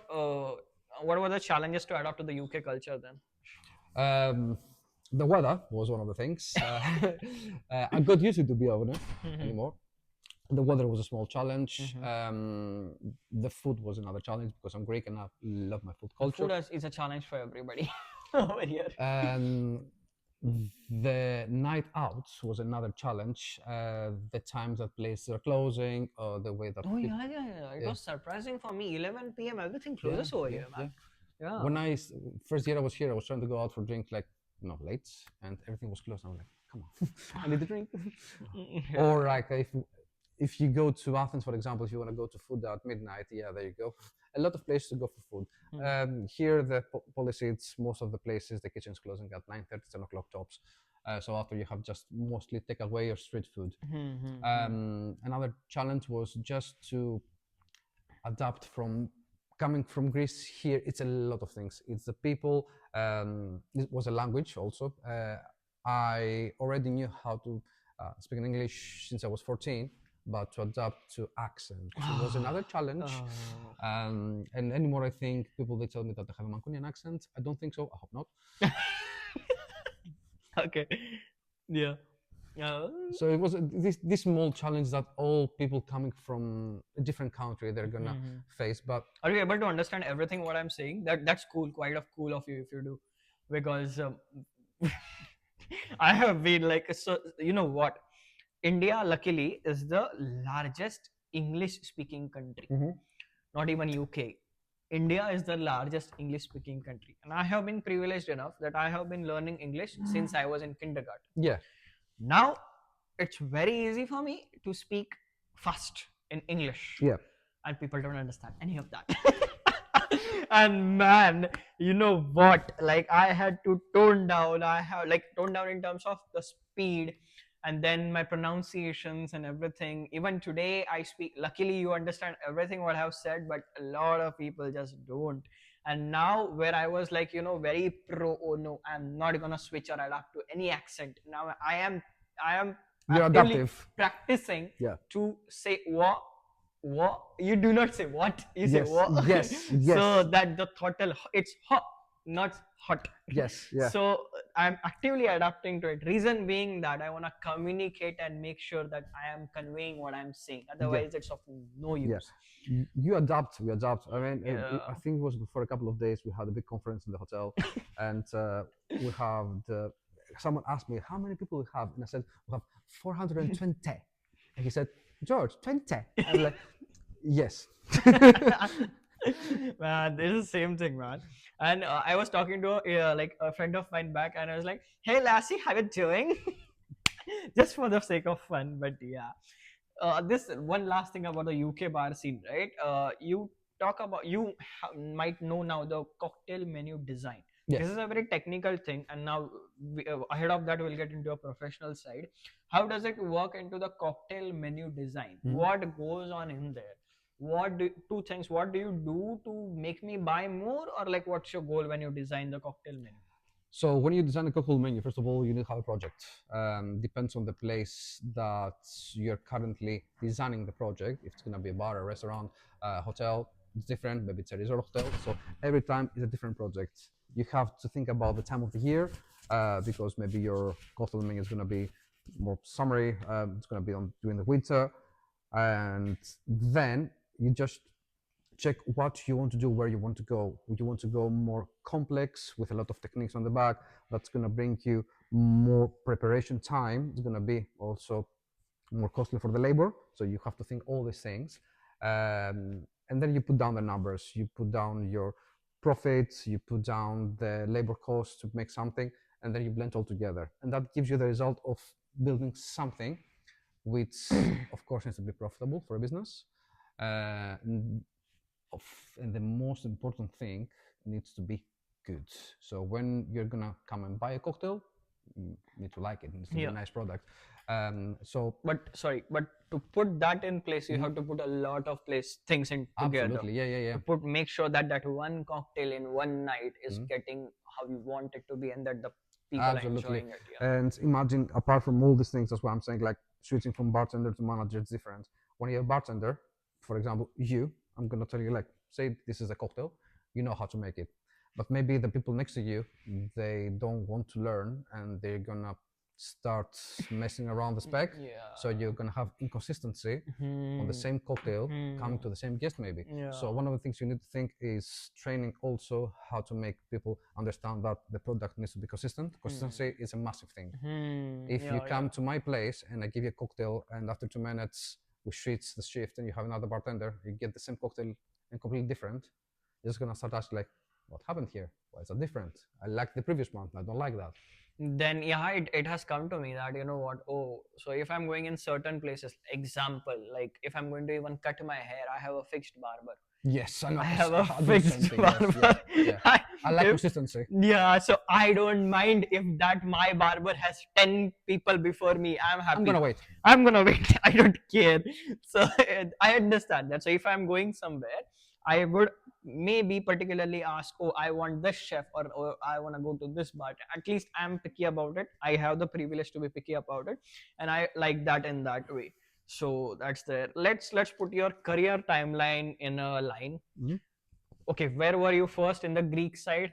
You said you started working 17 in the events, and So I then started working for. if you can name your workplaces, please do. Yeah. Absolutely. Yeah. So I started working for events and weddings at the beginning, Hmm. and then I got that was for 8 to 10 years. I got Hmm. involved with bartending after with cocktail bars. From that side, it opened some other cooperations. I worked for the Metaxa company on the distilleries. We used to set up the presentations It for was Metaxa, right? Metaxa. Yeah, Yeah. Metaxa. It's a Greek spirits, one of the most famous. Is it still operational? Of course it is, Okay, and it's glad. a really huge brand, and it's really huge in UK, Mhm. and also it's one of my favorite brands. I love it. Then So we used to work in distilleries with Metaxa. Then we had a cooperation with Dinner in the Sky, which Yeah. is we'll talk about it in details. no worries. Yeah. Um, And then at the same time, also I was working in different sides of the company that we had back then. It was one in the center of Athens, one on the coast side, and one in Santorini. Also, for the period 2016-2017, I was a tutor in a private college for bartending in Athens, in the hospitality sector. And then for the last 2 years, I spent them in Santorini Islands. One was a cocktail bar, and the second was a resort hotel. Was a bar manager. And after I moved to UK. And in UK, you didn't land directly in Midland Hotel, right? No. Since 2019, the first place I worked was the Dishoom restaurant. Okay. Which is Good job that you are very, at least well acquainted to the Indian cuisine. Yes, it was my actual. Can you please tell the camera that Indian cuisine is not only about curry? Once more. No, Indian cuisine is not only about curry, but you need to make sure you have the spiciness. Yeah. That was actually my first very close interaction with the Indian cuisine. At the first, made me feel a bit uncomfortable, as you can imagine. But Okay. I got used to that a bit later. That was a really good start for me in UK. It was a really good business. I was introduced to the standards of UK. I still consider Dishoom to be a great company on the way that they operate. Even me, dude. You know, to be really honest with you, when a friend of mine told me that Dishoom are looking for a marketing officer, I'm like, what's Dishoom? Like, is it like another Indian owner operating some sort of standalone restaurant? And I'm like, I'm not going there. Yeah. But then when I came to Manchester, I discovered Dishoom, and that's where I got to know the depth of Dishoom for what it is. But you know what's a fun part? I went to Glasgow. Okay. And Glasgow, I had another podcast in Glasgow with another bar professional, right, Scott. And then I had to have breakfast. I do not mess around with food. Indian restaurants around me. No, nothing else. That is it. Yeah, that is it. And I found Dishoom in Glasgow. Okay. And they had opened just 1 week. Okay. Just 1 week, dude. And then I went over there. I checked out, and then it was all good. And I really, really liked. It wasn't spicy how we have it in India, but it was different. But it was good. Like, that's the closest you can get to Indian cuisine. Okay. So, and I was stunned. I liked it so much that the waitress was also, everything was really good, man. And then when I walked out, I realized, oh, they opened just 1 week before. And that was surprising for It's me. one of the many sites. They have a lot of sites in UK. Yeah, I know. Yeah. And that's where it was really good. That's where I found it very fascinating. I went recently again for breakfast in Manchester. I had the same dish again. Okay. And the consistency was there. Yes. And that was again fascinating Yes. for me. And man, you walk in over there, it's so good, man. Yeah.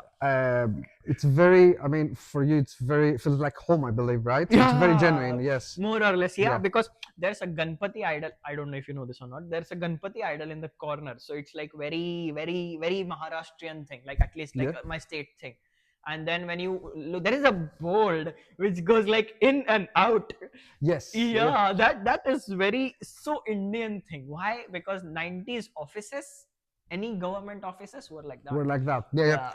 I think they bring all the interior is coming straight from India. Like, it's very, very genuine, all the and everything. Yeah, dude.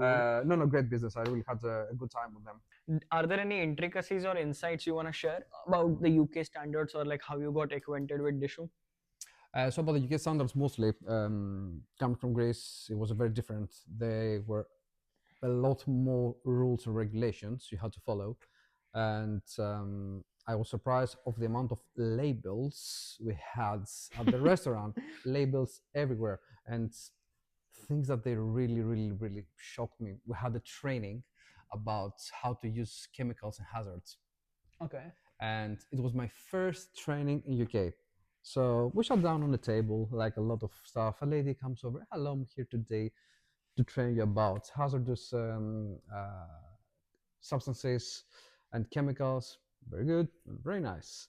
And she starts by saying, please do not drink the chemicals. And I start laughing. Okay. And she's like, no, no, no, don't laugh. I'm not joking. Don't drink the chemicals. And there we come to the point that for me, that is common sense. Yeah. And Okay. so later, I've heard stories about people actually drinking chemicals. What? Yes. I've heard a really good story from during COVID that one of the KPs in the restaurant, he was having a shot of sanitizer every day to sanitize COVID. What the? Yeah, yeah. He actually, I think he sanitized everything apart from COVID. He sanitized everything else. Nah. So that was the first adaptation of the rules of UK, and then I just had to understand how it works here about health and safety and hygiene rules. I already knew how to handle from before. It was just to put everything down on paper and understand how it works, and everything around food requirements, allergens, dietary requirements also. People that have allergies, and it's very serious. I've seen. Yeah, allergies are a real thing over here, dude. Yes, yes. Yeah. For us, it wasn't a big thing in Greece because Same. I don't know why we either don't have allergies or we didn't care about people's allergens. It's a very important thing. Yeah, we don't play around with allergens. We're very careful. If people they have, it's good to mention. But what I'm saying to my teams always, even if people are ordering water or a coffee, always ask if they have an Any allergy. allergies, yeah. There's cross contamination everywhere, so better to know rather than guess. Yeah. It's a very important thing. I'm telling to everyone. I'm telling to myself every day. Just be careful with allergens. And so, yeah, this summit was a very good introduction to the rules of UK, and that was my first working place back in 2019. And then COVID happened. Before we go to COVID, how do they operate? How do they get better? What's the mindset working in the show? They have great consistency. At least back then, they had really good training programs for new starters, and also the way that they operate the company is, as we said before, that if you go to Glasgow, to Manchester or London, you're going to get the same product. So I really appreciate the amount of work they put behind the bar and the kitchen to give you the consistency that they offer. So it's one of the big things: quality and consistency. Okay, and what's the I heard about the Seva philosophy thing. Is that a thing? Sorry? Seva philosophy? Okay. Say that again. Seva philosophy? Siwa. Seva, yeah. Seva. Seva. Oh, yeah. Seva, yes. Yeah. Seva philosophy, yes. It's one of the cultural philosophies of the company, the Seva, just to give this genuine hospitality to people. It's very close to the Filoxenia we have in Greece, the whole meaning of the Seva. And it was just all that genuine and giving full hospitality to offer to the guests. And that was actually implemented on the staff also. Really good stuff in general, and the way they were treated the guests, and the way they handle also complaints from the guests was really good. Now, coming to the 2019 lockdown challenge, yeah, what happened? Then lockdown happened. Yeah. Oh well, COVID was a tough period, right, for everyone. To be honest with you, the first 3 months was great. The first time in my life that I had So much time off. I had holidays. I was just like, I didn't know what to do with so much time, you know. And the first 3 months were fun. Out of work, it took me a bit of time to get used to that, but I started doing things for myself. I found my hobbies again, and I had time for myself. But after, it was a bit mental, especially when we were locked down for almost a year. Yeah, the last months were very tough, not only for me, for everyone. And after COVID, I returned back to Dishoom for a bit, and it was the period that they opened the Blues Kitchen in Manchester, and I was called from one of the main managers to go to work with them. I was the first bartender of Blues Kitchen there. I was actually called to go to build the bar with the builders and everything. Nice. Was fun. Was fun. Was really nice place. But Really. sorry, just to have an understanding, did Dishoom pay you for the time, or like what happened? Yes, they did. They did, and it's one of the things that I really appreciate from the company. Hmm. It was the furlough scheme back then from the government, plus Dishoom supported that, so we were all getting paid through our time. And Dishoom really is one of the things I really respect about them. They supported the workers during the COVID period, that they didn't fire any of their stuff. Really appreciate that for them. Okay, okay, yes, yeah, Blue's Kitchen. Sorry, Blue. Describe what's Blue Kitchen is, because you know what, I got to know a lot of my British mates told me about Blue's Kitchen, like one of the major place. Have you ever been there? Not yet. You should go for once. It's a really nice place. Yeah. So Blue's Kitchen is a brand coming from London. Is a place where they serve bourbon cocktails. They have blues, jazz music, and live concerts, and they do also American style foods. Really nice place. That place here, when we opened, we had a massive team, around 125 people. It was a massive team, and the capacity of the place is very big also. Look over here in Mank. Yes, yeah, it's 2 floors, and okay. yeah, the second floor, I think they have a capacity of around 1,000 people. It's yeah, Really? it's It really doesn't big. look like from outside. Doesn't look like that, Yeah. but upstairs it's even bigger. Okay. You have the main bar on the bottom floor, and you have the other 2 bars upstairs. It was a really good experience. I loved the team back then. Every time I was going to work, I had fun. It was a really good team, really good people, all bonded together. It was really hard work on the bar, especially me and a couple of more people. We've been mostly on dispense. We're talking about hundreds of cocktails per night. Um, and if I remember, I stayed for Blue's Kitchen around 6 to 7 months, and then I got the job in Gaucho. Oh yeah, Gaucho. Yeah, yeah, Yeah, yeah. it was my first bar manager job in Manchester. I stayed in Gaucho for 1.5 years. Have you been there? Also, do you like beef? No. You don't like beef. Yeah. Do you eat beef? Sorry, No, I it's do a not. cultural thing. Sorry, yeah, I'm really Yeah. sorry about that. Yeah, It's all right. Yeah. it's things that I always ask people around. So yeah, you're not gonna go there, but it's a really nice place for steak. It's one of the big. Sorry, just this is something very different, but yeah, Five Guys is such a place which only serves beef. Okay. So it doesn't matter how good they say, oh, I can't go there, or I Yeah. don't want to go there. But yeah, yeah. So Fair enough. sorry. Gaucho is a place which with wine and premium spirits, right? So Gaucho is a steakhouse restaurant with a huge variety of wines. They have a really, really. Do you know what Gaucho translates in my language? No. From a village. From the village. That's the literal translation. Okay. From the village. Interesting. Gaucho. Interesting. Okay, interesting. Yeah, please Nice. continue. Yeah. Yeah, so yeah, Gaucho is a steak company with really good quality of meat, to be honest with you. They bring the meat from Argentina, Oh. and they have a very extensive portfolio of wines. Good company also. I stayed there for 1.5 years also. And would you like to talk about more about Gaucho? Any more questions? How does the pairing and menu design work at such places like Gaucho? The pairing of? Pairing of menu and wines and premium spirits work at such places. The steak with the wine, it's a must. So the wines, they accompany the steaks, so that's why they have also so big and extensive portfolio of wines. People, they can buy from the house wine to a very expensive Malbec Argentino, for example.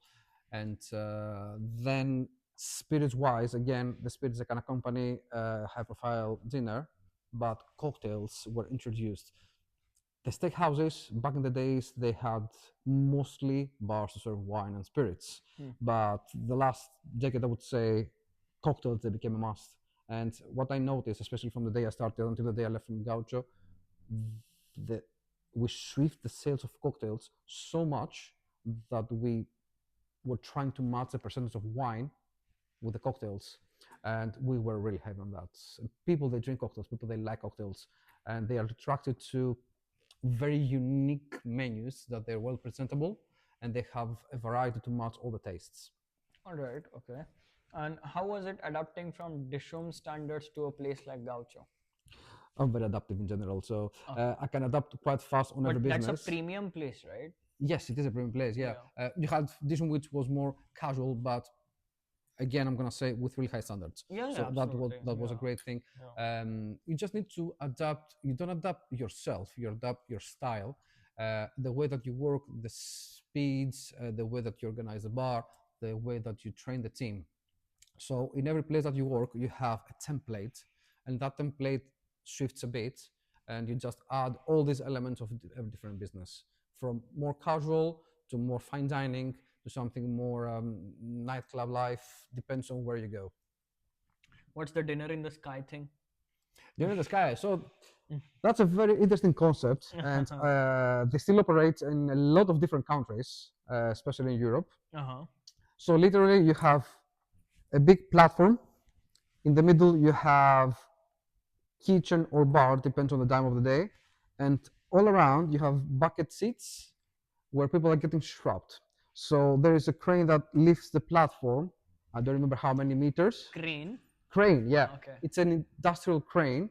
So the crane lifts the platform um, 30, 40 meters in the air, and people are dining, strapped on the seats, just hovering on the air.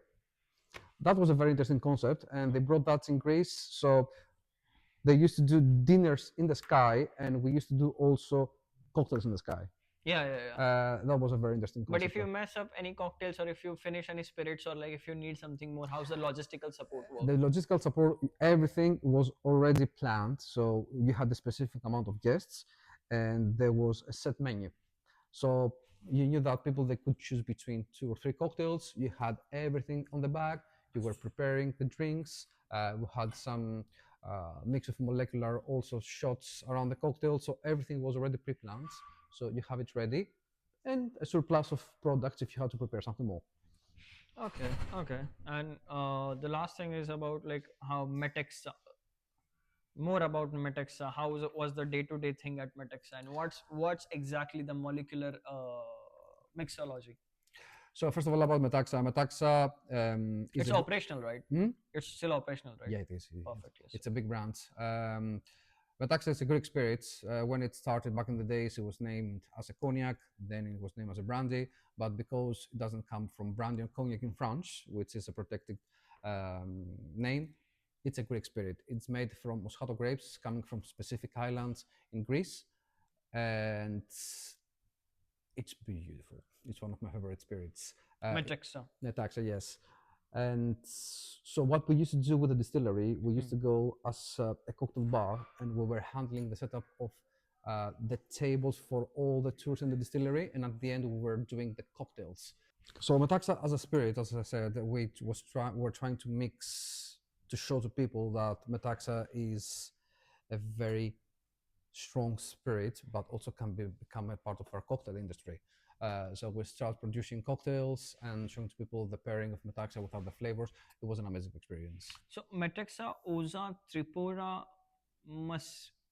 Correct me if I'm wrong. Mastiha. All right, so we have Metaxa, Ouzo, Chipuro, and Mastecha. What are those? So Metaxa, as we said, is a Greek spirit produced from grapes, specific type of grapes, and then you have Chipuro, which is also produced from grapes, but it's mostly like a clean spirit, which is coming from. So when they press the grapes to create the wine, they take all this mass, the seeds, the skins, and everything else, and they create the mass, and then we have distillation.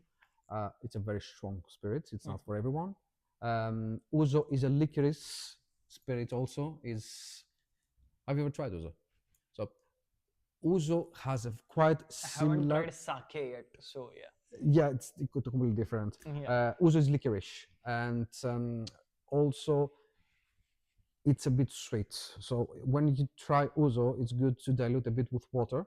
I like it with just ice, but the longer it settles, the more dilute it becomes. Uh, People they do one specific mistake with Ouzo. They do shots. KO. That's a KO. Yeah. Ouzo needs to be slowly consumed with food, especially in the seaside next to the sea in the summer. That's the perfect place. And now the last one you said masticha. Masticha is something very, very unique. Masticha, it's a raisin that's coming from a small bush in one specific island in Greece. It's called Chios on the northern part, and it's considered a superfood. Very, very unique flavor, and from that we create from products for food, gums. You have Ouzo liqueur, masticha liqueur, which is very popular and it's delicious. So these are very, very traditional Greek products. Of Greek. Yes, unique. Okay. Sipura as well, right? Yes. Okay. And how is service in different levels, like in terms of hospitality? You started from the event side, and I would say Midland is fine dine, right? Midland is a 4-star hotel. Okay. And we do 5-star service. So this is the different. Yes. So at the Midland Hotel, we offer, first of all, we have a lot of different functions around the hotel, but we offer the 5-star service. We have guests from all around the world. We are international, so we need to make sure that we provide the best service we can do for our guests. And imagine you're coming to the Midland, it's 120 years. Oh yeah. Hotel, long history. With the rolls outside. Yes, Rolls-Royce, the Rolls and Royce, they actually gave hands to create the company at the Midland Hotel. The Beatles stayed at the hotel. It's a long history, and when you step inside the building, you have expectations. So we need to make sure we are meeting the expectations right now.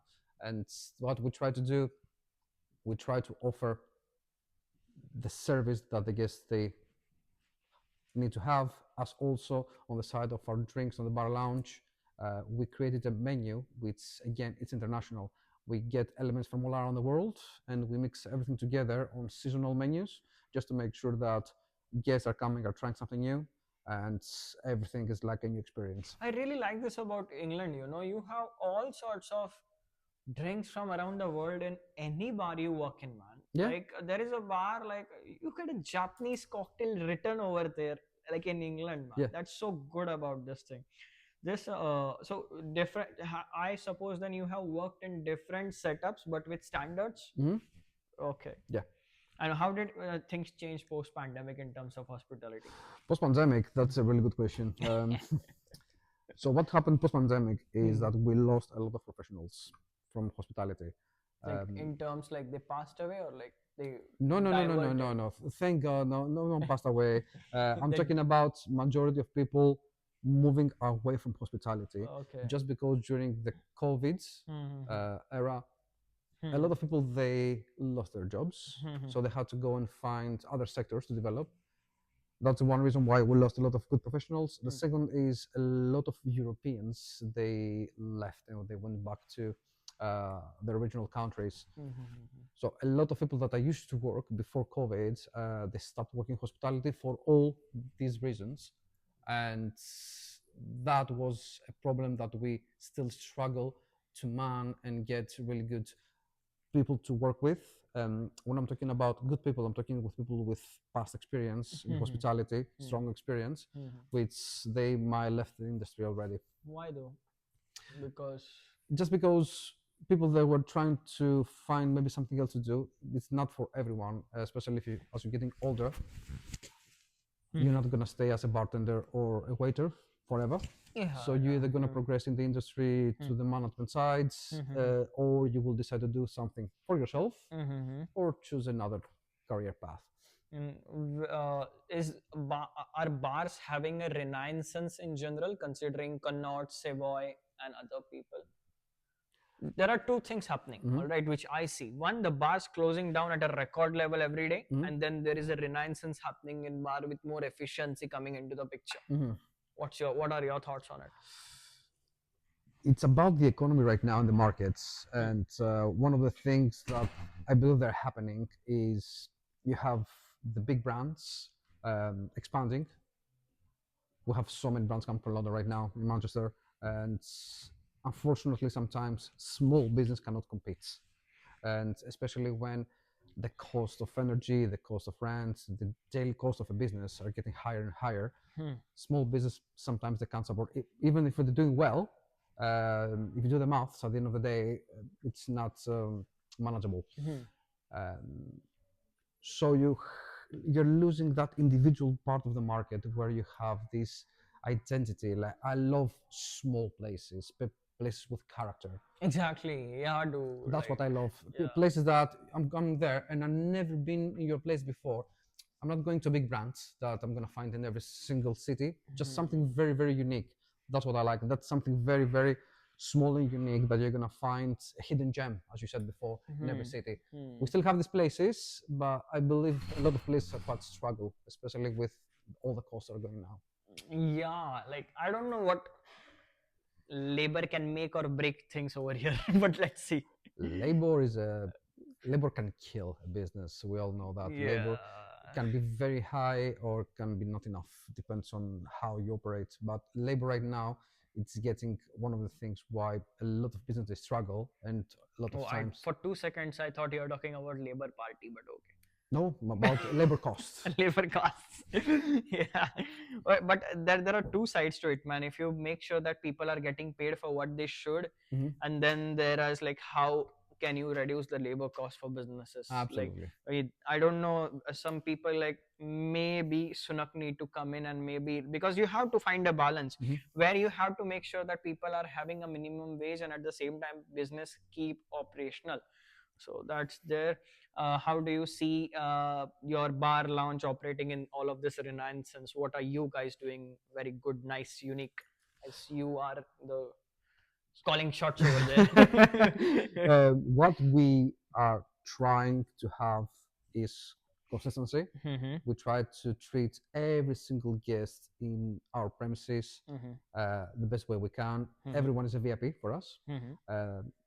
So we need to make sure that everyone who arrives feels welcome, enjoys the environment, enjoy the people, enjoys the service, and of course the products. It's not about getting a good review. It's about having these people staying with you, having a good time, giving a good experience from the moment they step in, the check-in, the whole experience in the bar lounge, in the restaurant, friends restaurant, even the spa. It's a whole of service that I believe that I would like to get if I go to a nice place, in a very, very genuine place like the Midlands. I would like to get the same amount of experience. In all of this, you started getting into management. How did your leadership style evolve from demanding to patient? And what did you learn, like, to make yourself a better manager? I developed my patience because I wasn't very patient at the beginning. That's what I hear from a lot of people over here. Our Irish chef also go like, mate, I was terrible Yes, when I was young. I wasn't terrible, but I was impatient. I wanted results and I wanted things to be done now. Yeah. And at the beginning, I was very direct. I was more Greek, if that makes sense. I was just going very, very directly to people, and I wasn't patient. And sometimes I was getting emotional, which is something that you can't be if you're a manager. You can't be emotional. I was very emotional in the beginning. So what I developed is I managed to handle myself more and be proactive instead of reactive to situations. And the thing is, you need to be patient. You need to be patient for yourself because the team is looking at you and they need to know that if you are stressed or if you're panicked, they will panic also. So you need to handle the balance, and at the same time, you need to make sure that you're going back home at the end of the night and you're not getting crazy. So patience is a virtue, and it's something that I believe every manager will develop during the process. Even if you stay for a long time or for a short period in the hospitality, you will develop some patience for sure. What's your leadership cultural style, which you like that you have it or you bring it? My style is mostly I am with my team. I'm blended with my team. I'm not the manager. I'm still in my office. Like I'm always with my team. I'm working on the floor. I'm working on the bar. I need to be close with my team all the time. And I have one problem. I can't say no. That's not always good. But That's where I told you about the Indian hospitality thing, which I said. I can't say no to my team. That's one of the problem. Like every time they ask for something, I'm trying to make it happen if I can. If I can't, I feel bad, but I try to explain why I can't do that. Hmm. One of the key elements is communication. At least be transparent on what you're doing with your team so they know. And if they don't understand, trying to explain that. Yeah. Gen Z. Z. All right, let me make it simple for you. Good part, bad part. I'll tell you what. So Hmm. I feel anymore that we have generational gaps. Like we had Do you feel there are generational gaps? yes, Yeah. like we had generational gaps with parents and grandparents. Hmm. I feel now that there's generational gaps on the way of mentality. Yeah. And my generation, I'm millennial, Hmm. we had the work ethics of I'm gonna kill myself to work, but I'm gonna make it work. And we didn't have the mentality of working life and life balance. For us, it was mostly working, and we'll see what we're gonna do on the side. People anymore these days, they try to take care of themselves. They want more time for themselves, and they try not to sometimes not to get stressed so much. For us, there was no stress. There was no nothing. You had to come to work. That's it. So sometimes what we do is we are very demanding towards the people, and people they feel Millennials or as manager?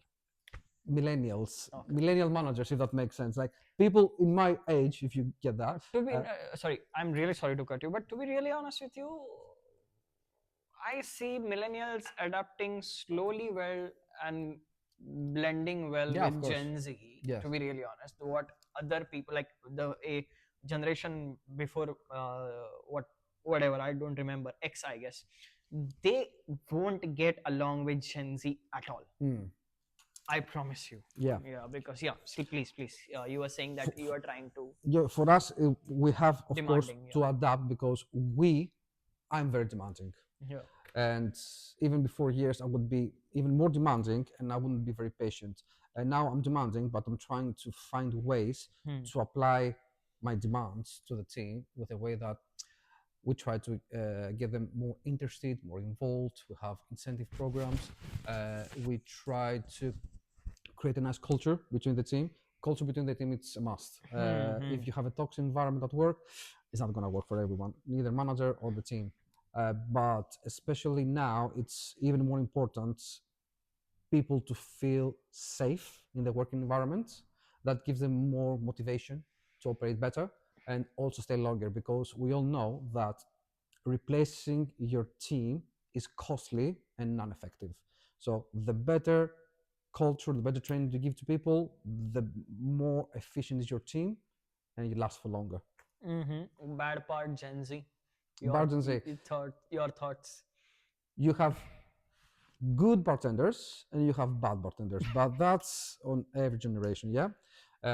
What I see anymore is the interaction they have mostly sometimes with the guest. It's a bit more direct or indirect sometimes. But again, I'm telling you, is this generational mentality gap. Uh, we think that we're better. Some other people they think they're better, but it's not. You're not better. It's just individual mentality of people on how they grew up, all the experiences and all the influence that comes to a point where you have a conflict. But if you manage to get that conflict to productivity, that's a really good result. Okay. How has the market culture been say, in 2026 in terms of hospitality? Market's a bit tough to be honest with you. I believe because of the cost of life, it's hard for guests slash customers anymore to spend more money or enjoy themselves sometimes. The cost for the business going up and competition is grand at the moment. So in order to be on top and be market leader, you just need to make sure you follow the trends, you understand the market, you understand your clientele and demographic, and you're very focused on providing good service. And I hope that this is going to be something very strong from now on, that the business is going to focus more on service rather than on product on or social media background. Service is a must for me, but I'm an old school boy. Yeah. Manchester, London, Athens. What's the one best thing of each? city? Manchester, Athens, London. Manchester. I really like Manchester because I'm living here for a long time and it's a really nice city. I like the vibe. I like the city by itself and is fast growing. Hmm. For me, it's a small London, I would say. Uh, One good Hmm. thing about London, I'm not a big fan of London. It's a really big city and I'm No coming one's from. a big fan of London. Every single person I have met, no one's a fan of. Maybe I'm in Manchester. That's why. Yes, Yeah. I'm not a big fan for specific reasons. If I was younger, it would be nice to be in a big city, Mhm. but I'm coming from also big city Athens. Athens has almost 6 million people, Okay. and I don't like so much the noise. I don't like to travel on the tube for 1 or 2 hours. All I right. don't like to be crowded. I like Manchester for the reason like it is a big city, but there is space. If that makes sense, I can walk to work. If I want to go to the park, it's next to me. We have waters and canals around. Is a city close to nature at the same time, which is a nice blend. That's why I really Yeah, like yeah, Manchester. yeah. I was dumbstruck to find parks in the city, man. Yeah, That doesn't happen. Like, at least where I come yeah. from, that is not an easy thing to like take place. No, absolutely. And you take your bicycle or if you walk, Ah, yeah. you have 20 parks around Manchester full Yeah, of, yeah. you can find from Scottish cows to ducks to everything inside. And you can, it's so nice, so nice. And this thing, Athens. Yeah. Athens has great nightlife. Great nightlife. You can party all night long. Is Um, Athens expensive? Sorry. Not really for if you are a tourist from UK, you go to Athens. It's not expensive. No, I wouldn't say. Athens. The only thing I don't like anymore about Athens is the city center. It's very crowded, and it's a bit. I would say doesn't have the luxury it used to have during 60s and 70s, but still is a very nice city center to walk around. So many nice city sites to see, and Great nightlife, you said. Mhm. great nightlife. Bartending scene's great. A lot of food, a lot of drinks, a lot of places to go and have fun. You can blend with the people, so it's a very nice night out city. What's your comfy drink as a bartender? My favorite. Comfy or favorite? Yeah. Uh, I love Negronis, something Okay. that you don't like. Yeah. I love old fashions and spirits. I love mezcal. I love rum. I love Japanese whiskeys. I really like wine. I But really like ouzo. if you were to go to a bar and get one comfortable drink which you want, doesn't mind how much you're spending, then Mhm. Yamazaki. I wouldn't say no to Yamazaki, to be honest with you. Yes, if it's during the winter and I want something to warm my soul, I'm gonna get some Yamazaki. Yes. Uh-huh. If it's during the summer, I'm on the beach, I'll get a nice Paloma. Or like what? Paloma. Paulova. Paloma. Paloma. Paloma. It's a cocktail based Paloma. on tequila Uh-huh. with grapefruit juice, a bit of lime, and top up with grapefruit soda and salt shrimp on the side. Again, grapefruit juice, right? Grapefruit. Yeah. So once again, sorry, grapefruit, that's what I heard.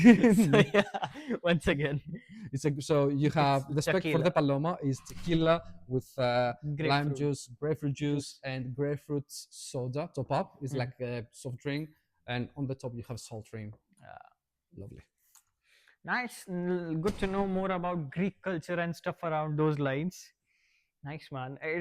So I'm figuring it out that the Mediterranean, I don't know, there are a lot of similar aspects of it to Indian culture. Mhm.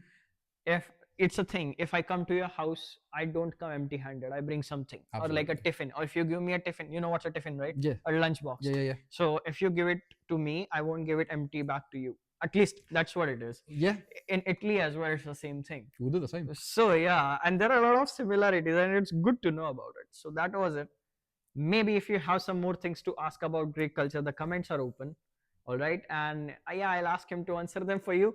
And that was it. Thank you so much for coming in. Thank you you very so much for much for having your me. coordination, cooperation. It was one hell of a conversation to have, and someone who can relate that okay, the Japanese culture is dying.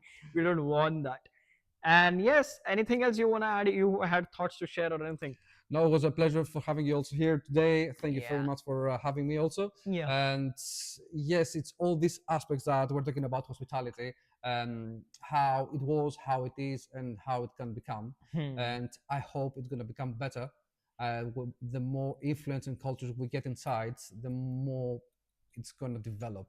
And instead of going backwards, let's go forwards and blend all together, give a nice results and a good future of hospitality. And I hope I just request the administration of UK, like please, like it is so bad to see like the independent places not able to sustain, man. Like I want that to somewhat change in hospitality, that they are able to sustain and operate on their own profits. Yes. At the same time, we maintain the minimum wasting, because that is what puts money in people's hand, that will Absolutely, yes. ultimately again help the Yeah. production. So yeah, thank you so much for coming in. Thank Thank you you for so shedding much. lights and Thank you. knowledge, and it was a pleasure It was a having pleasure you. today. Thank you so much. Thank you very much. And that is it for today with George Andriopoulos. And that's a wrap for this episode. Thank you. Right. Nice one.